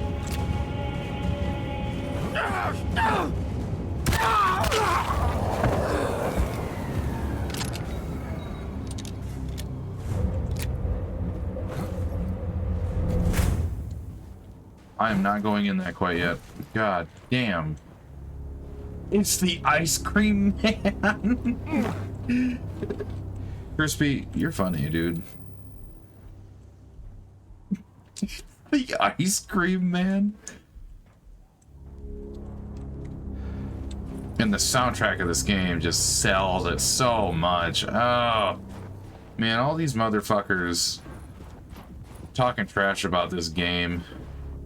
There's a few folks that are in the mindset of like, oh, it's just Resident Evil clone. It's just a Resident Evil clone. Man.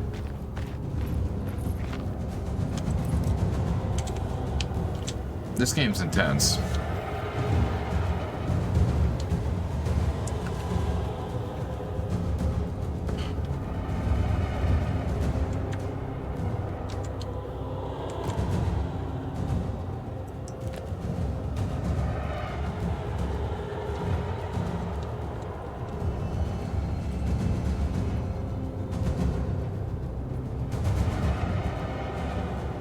Align the stars?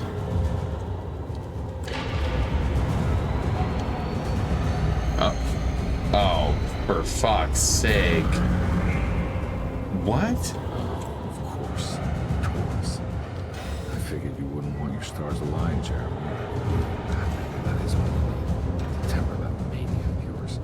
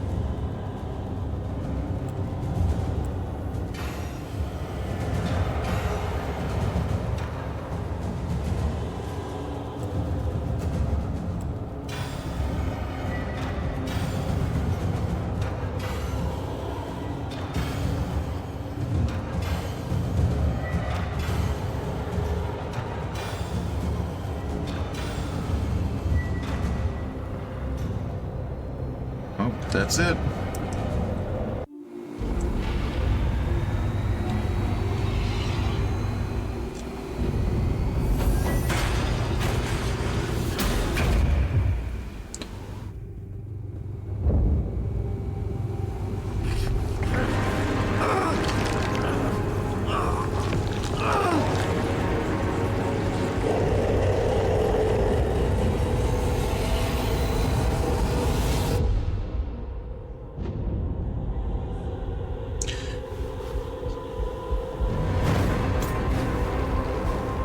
He's a Half-Life zombie.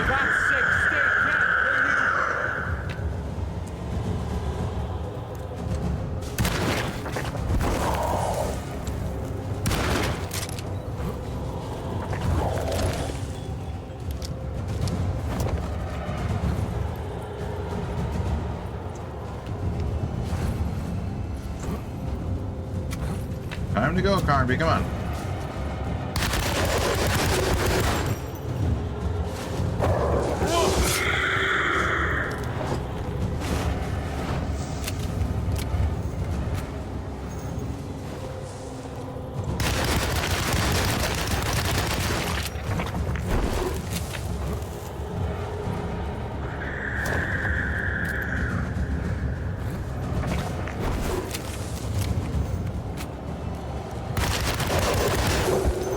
It is Richard Boardman, you're goddamn right.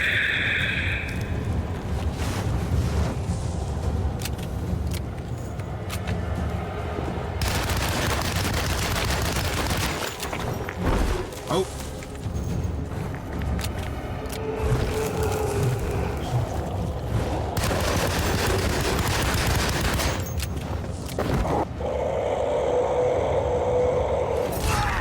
Fucking A, bro.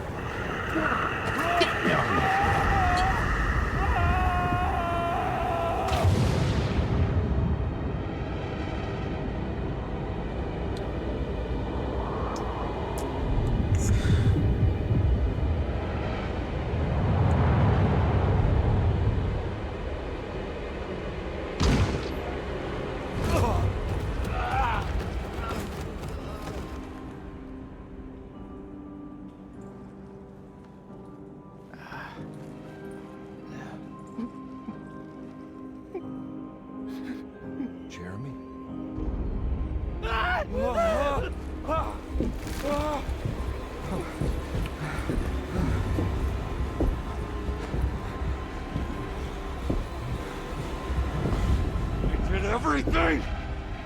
Aren't you happy? Stupid charlatan! What more do you want from me? You want me to lose my mind? Oh, my lord! Doctor! Oh, you bitch!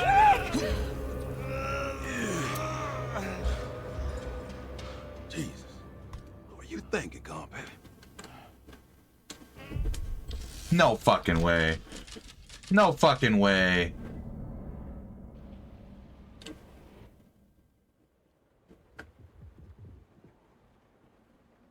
No fucking way.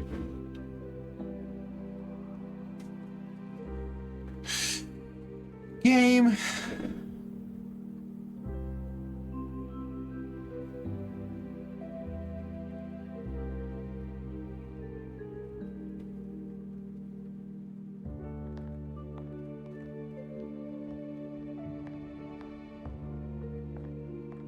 You awake? You are awake. Mr. Carnby's up. Hey, buddy. I thought you'd be knocked out for the rest of the night. Come on out and join us, will you? I'll save you some gumbo. Good to have you back. You gave us all a good scare. What happened? You had a psychological breakdown. Sorry for manhandling you, but you're being violent. You stabbed Jeremy and then punched Dr. Gray. Are they okay? Jeremy's a little strange, but everything's back to normal. Really? All thanks to you, Carnby. You want to try standing up? What the fuck is happening? What is going on? Well, if it isn't the hero of the day. How are you feeling, Detective? Never better. How about you two? Hey, Jeremy, I didn't do too much damage, did I? Things are fine. Very quiet. What's up with him? Painkillers? No. You see, despite you having the finesse of a one-eyed butcher, you managed to lobotomize dear Jeremy. I did what? It's actually quite impressive. It's not like I hadn't considered it myself. I just wish Jeremy could have been helped without reducing his personality to that of an oyster. But he's gonna live. Of course. As long as someone keeps feeding him, he'll outlive the best of us.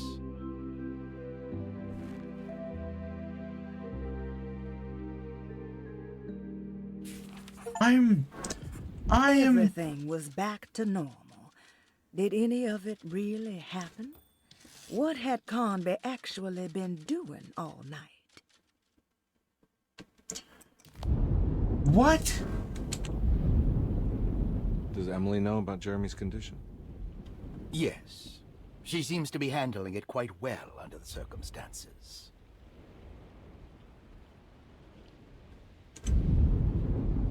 Does she still want to take Jeremy away from Derceto? I will have to insist that you do. This is not that kind of institution.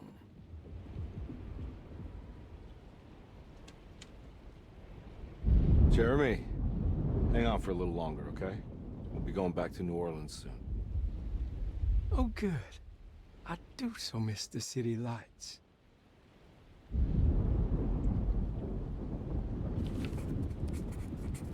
Case closed. Detective Carnby had found Jeremy and brought him back to Derceto. He worried that Emily wouldn't be all that happy with his performance, considering Jeremy's impromptu brain surgery. Maybe she would refuse to pay him in full. It was the kind of thought that would normally infuriate Carnby, but right now he just felt happy to be back. No matter if he would be seeing the $150 or not, he couldn't wait to rendezvous with Emily and go back to New Orleans. I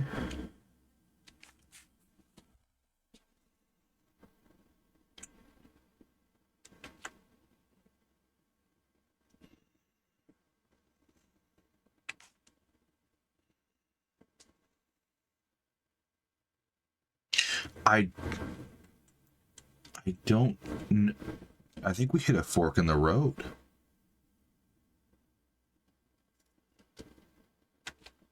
So we literally can't go anywhere. Everything is blocked off.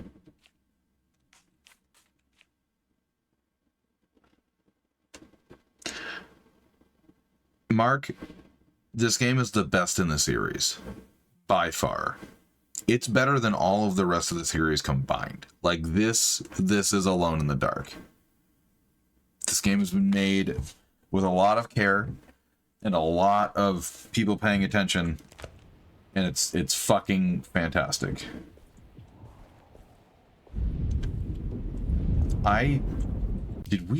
We hit a fucking...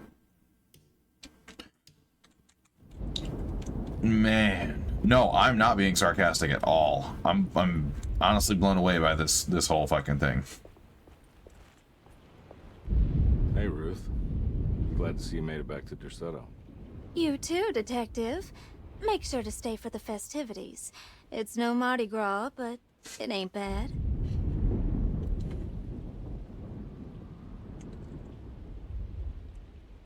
You seen Emily around? I saw her packing some things into that old jalopy you arrived in about an hour ago. I'm sure she hasn't given up on you yet.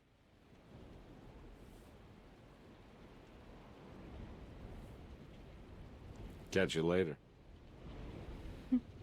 Looking forward to it, Detective. I don't understand, bro.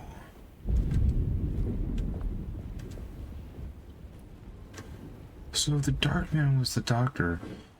Couldn't have been the doctor the whole time. Unless they're doing some sort of...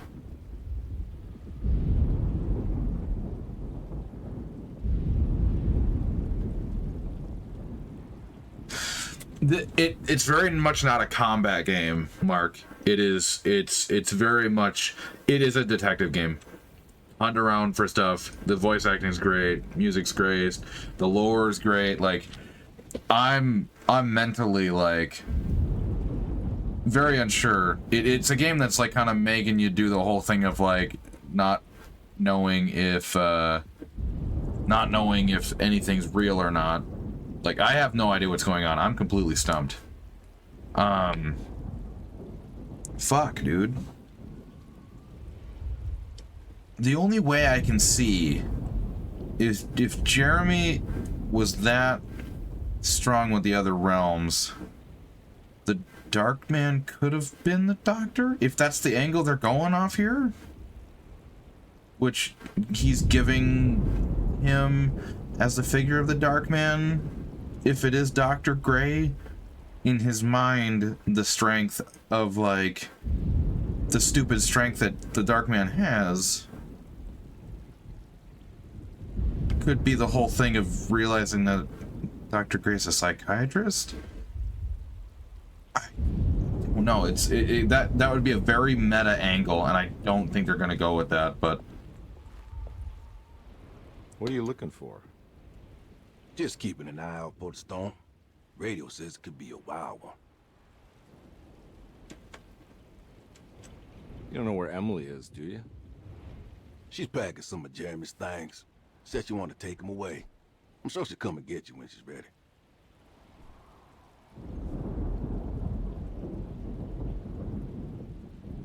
Should probably get a move on then. See you around, compare.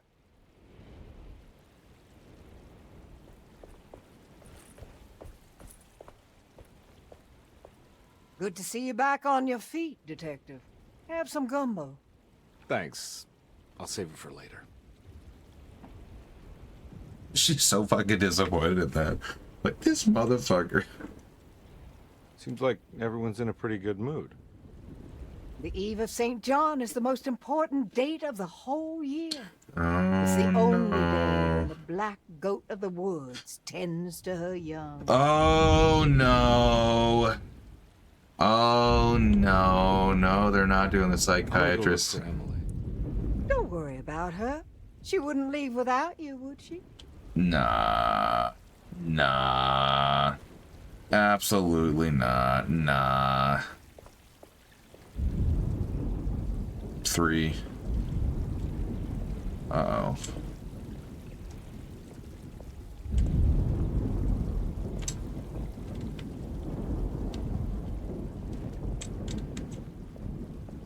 All right, tell me, what the hell's about to happen here? Every year we have a little turn the page ceremony by the tree. It's symbolical. It's like life has its cycles of grief and happiness. You know? Just like a tree facing the seasons. Things change, but remain the same.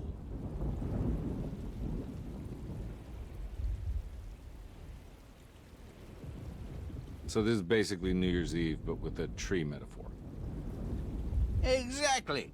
You're so smart. It's about starting again. I mean, who could use a positive message like that more than a bunch of lunatics like us?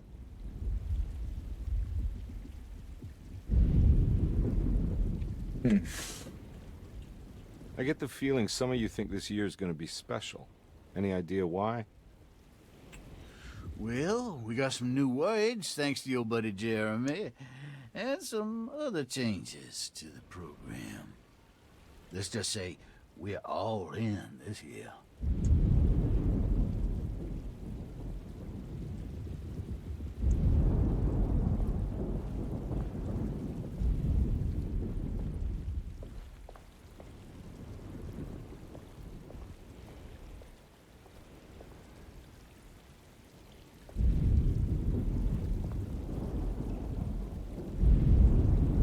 That is one impressive tree.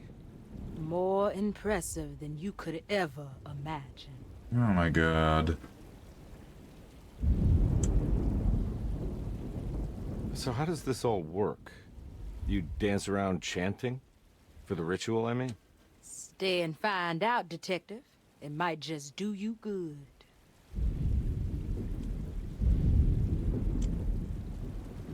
You haven't seen Emily, have you? No, Detective. I haven't.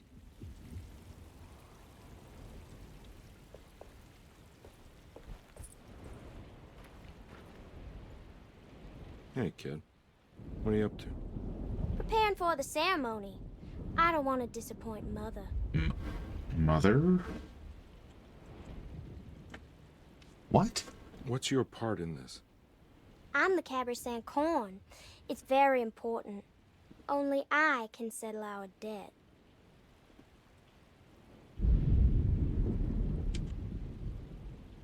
You know, I had my doubts, but you are in the right place, Grace. I think you might be right. For once.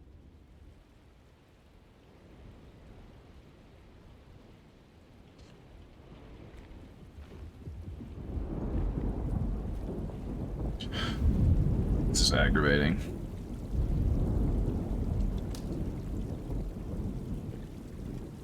Everyone knows what to do? Y'all know the new words. Mrs. Thompson, we talked about this. I'm not sure everyone is comfortable. Doctor, I insist. This is important. We've waited for so long, Doctor. Let's just go with the old song. Not every change is an improvement. Boss, good or bad, you need to move forward. All in, Doc. Let's bet it all. But we don't know what we're dealing with. It'll be okay, Doctor. Better even.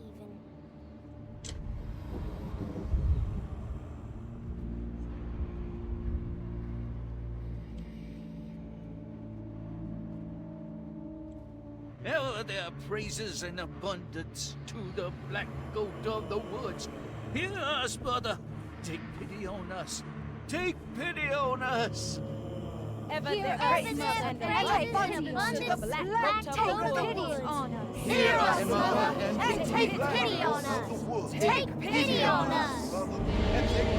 Ever there's praises and abundance to the black goat of the woods. Hear us, Mother, and take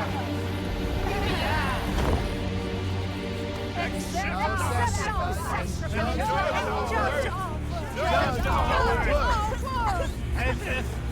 Stop! Are you crazy? This here's needs to happen, Carnby. Grace! Stop! Stop!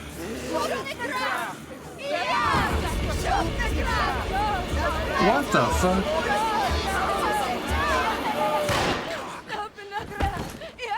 Oh, fuck yeah. Get my uncle out of here. Yeah, there you go. Fuck yeah. Come with me. Get over here. Yeah. Jeremy, come here. No!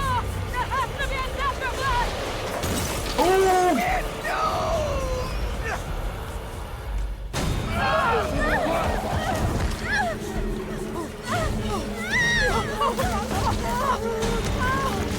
Jeremy! Come on.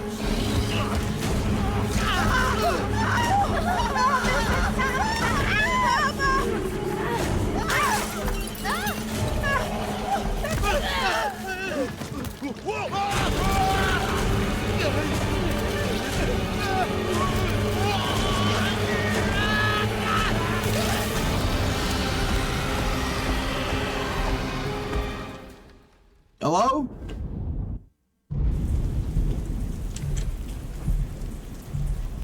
What the fuck am I gonna do? I can't let that monster leave Derceto. I have to stop it. What are you gonna do? Call the lumber company? Whoa! Detective Carnby returned just as the festivities were about to begin. Emily was grateful that she didn't have to sit through whatever ceremony the people at Derceto had fashioned. Instead, they excused themselves and made their way to the front side of the house. With a tremendous sense of relief, Emily climbed into the car. She watched Carnby ready the back seat for Jeremy in the rearview mirror. What a long night, she thought.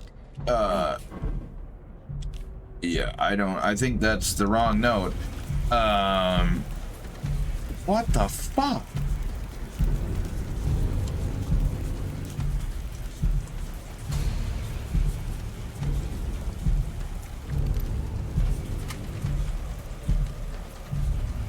I'm glad we don't have all of our guns gone. Jesus Christ.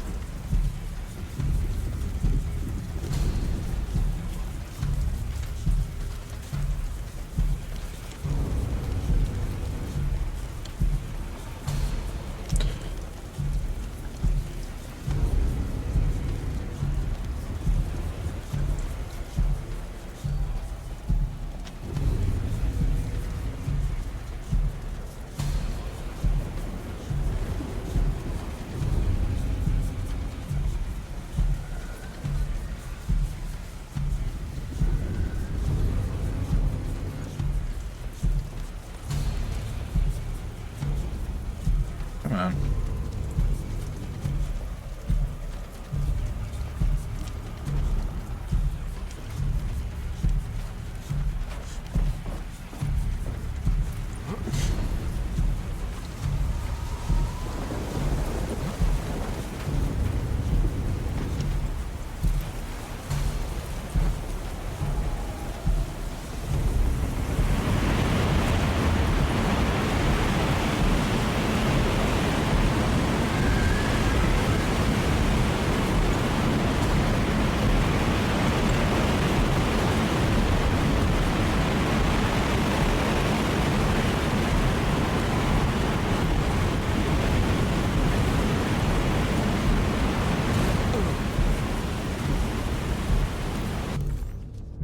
Map is of no use.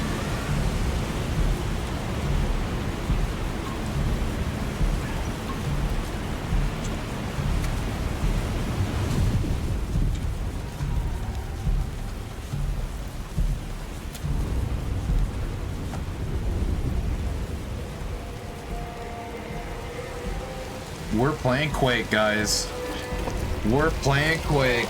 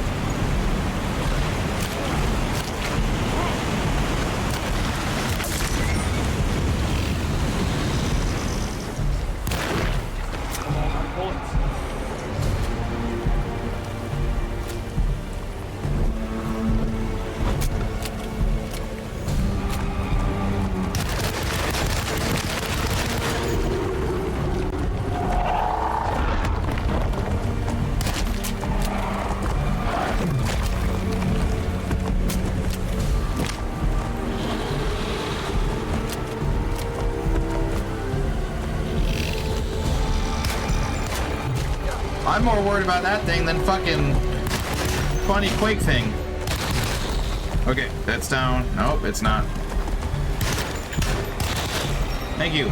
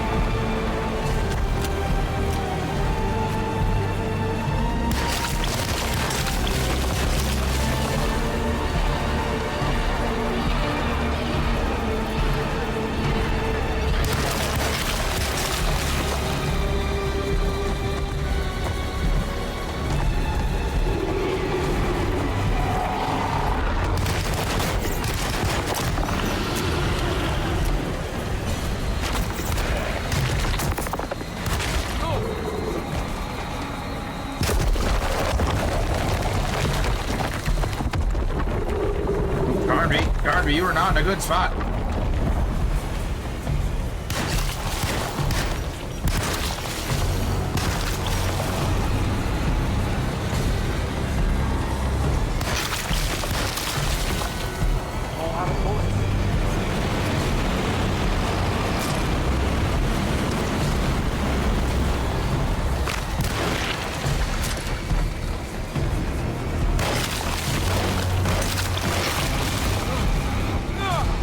Damn.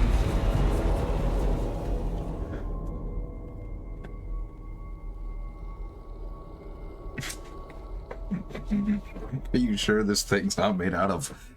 Oh, get the fuck out of here.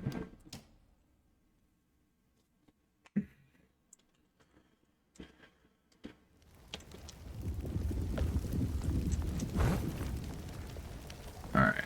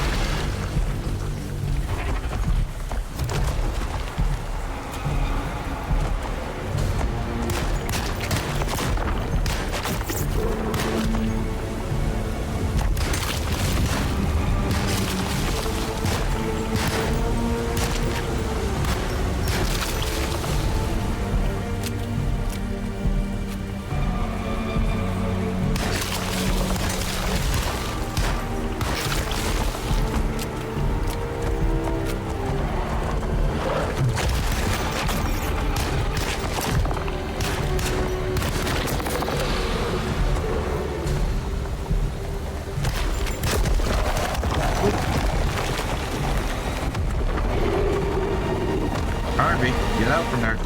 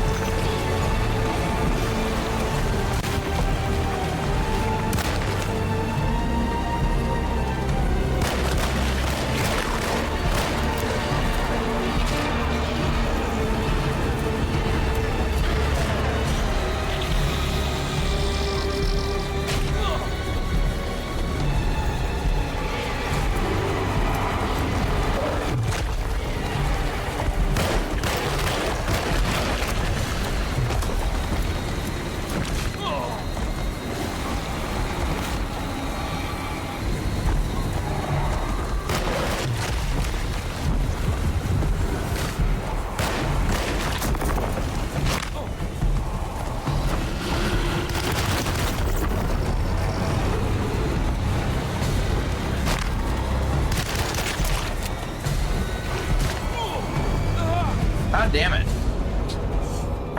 Oh, fuck, dude. It seems you mentioned a bunch of Lovecraft. Dude, yeah, so I got it. I think I got it now. I got like a time or two to try, and then we might have to end for the night. It's kind of getting to that time. I do have to go to bed here soon.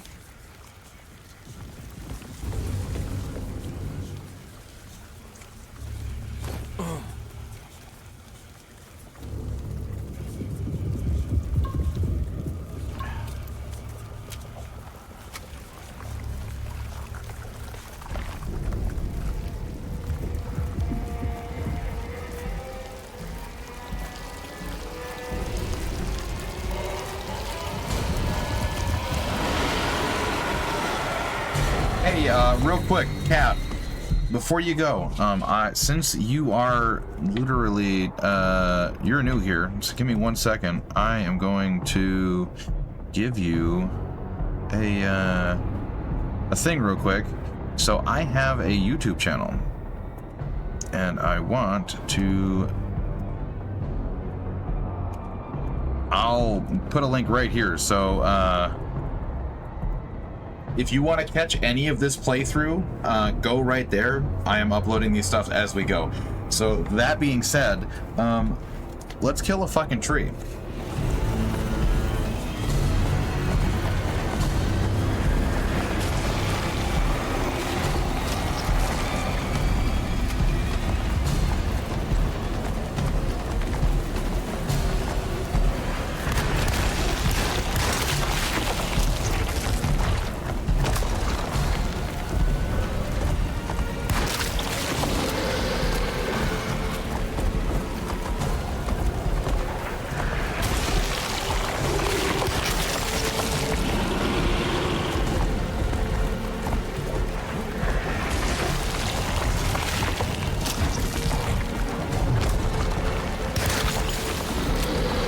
Whichever. That's fine.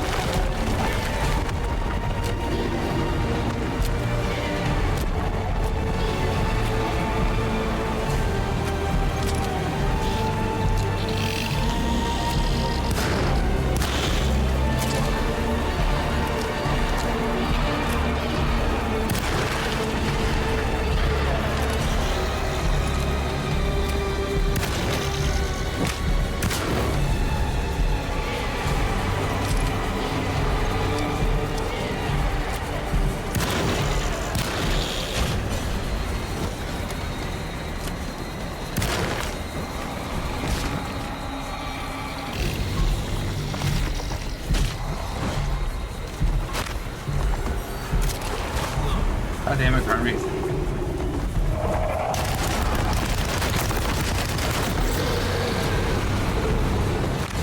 I just gotta get some space to get these assholes.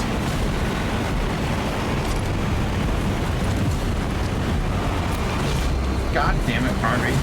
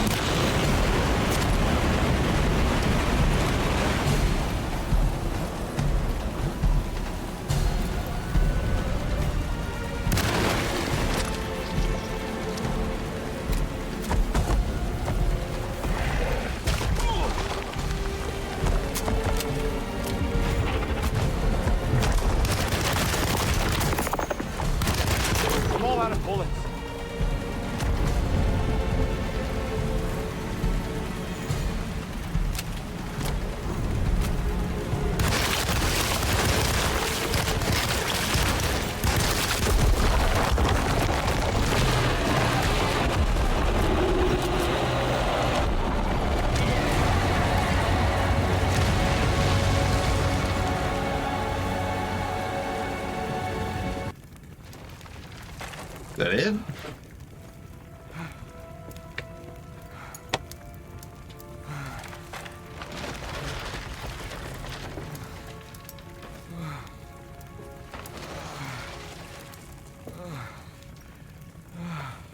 Detective! Oh, what the hell was that? I tried to tell you. There was so much evidence. Their devotion to the Black Goat was like nothing I've ever seen before. I felt so dumb believing any of it, but I'm glad I did. Are you okay? Everything is out of order. This isn't the way the story goes. I shouldn't be alive. Yeah. Oh, you're welcome, buddy. How are you doing, sweetie? I kinda like it. You ruined everything, but I'm not mad.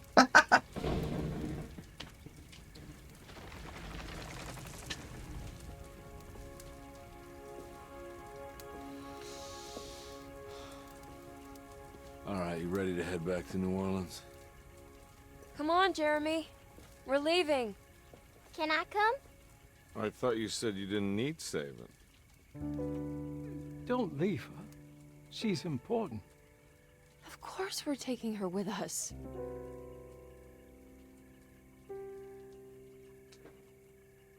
Indoctrination's a hell of a drug. Well, I mean, Jeremy could be dead. Crispo.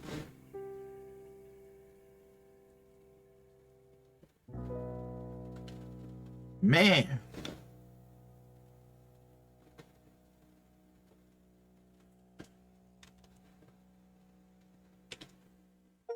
What the fuck?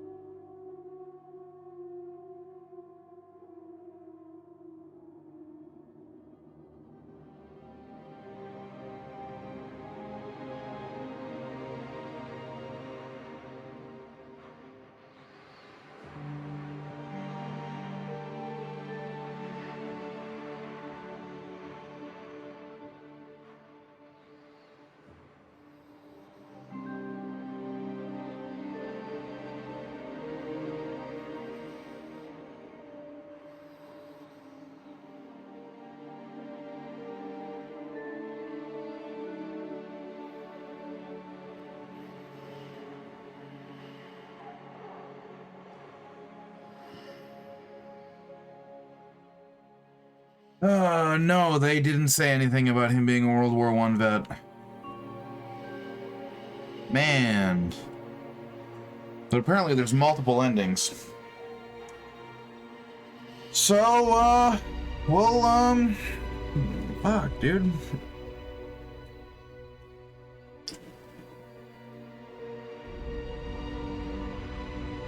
Man. Yeah, we did hit a fork in the road, by the way.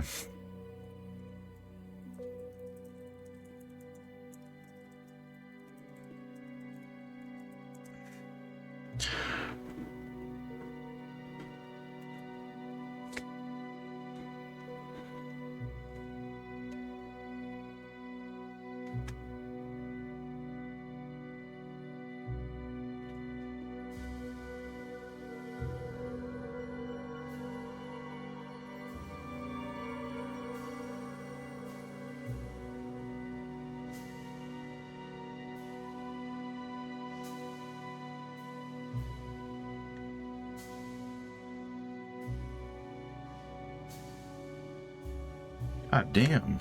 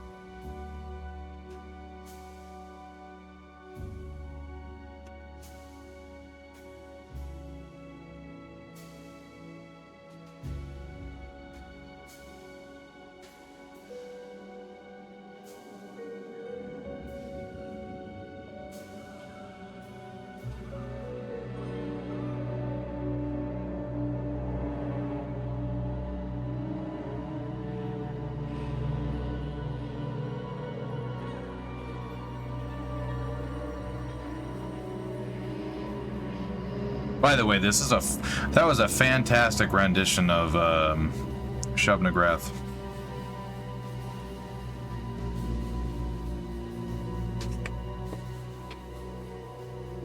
I'm just waiting to see if there's anything after the credits roll.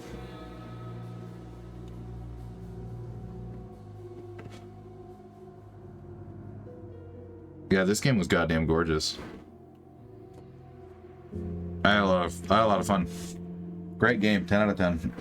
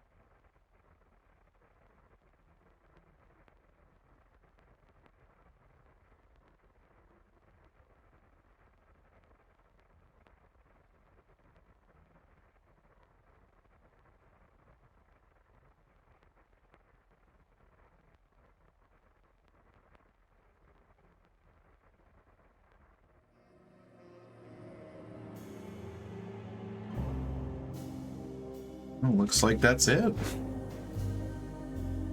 Alright.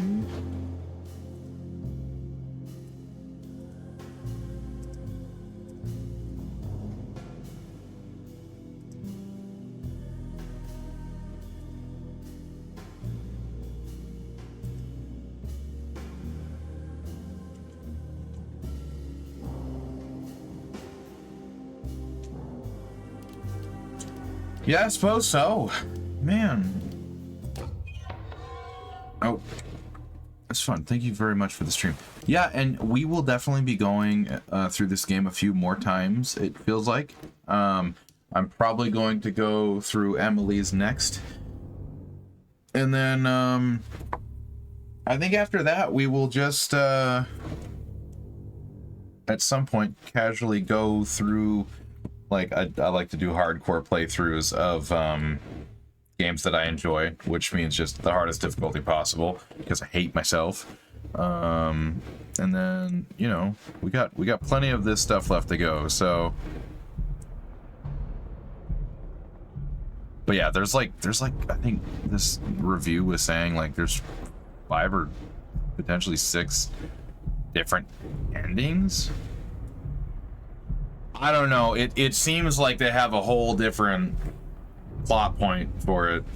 That's what I'm saying. Like Emily has a separate 2 or 3 endings, or no, I think there's 3 endings for Carnby, they said, and like 2 for Emily. For some reason that doesn't sound fun for this game. Super hard mode. Well, I mean, I don't know. Don't worry about it. Anyway, so we're gonna be raiding out to an old buddy of mine. I'll wait for his ads to be over. Oh man, what a great game. So our raid message is gonna be Carnby. We saved the city.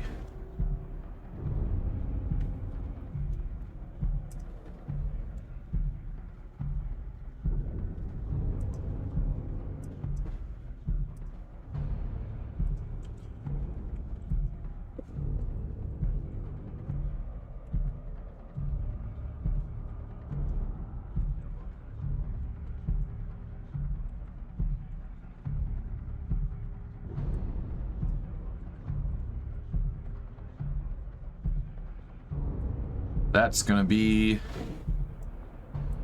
thing.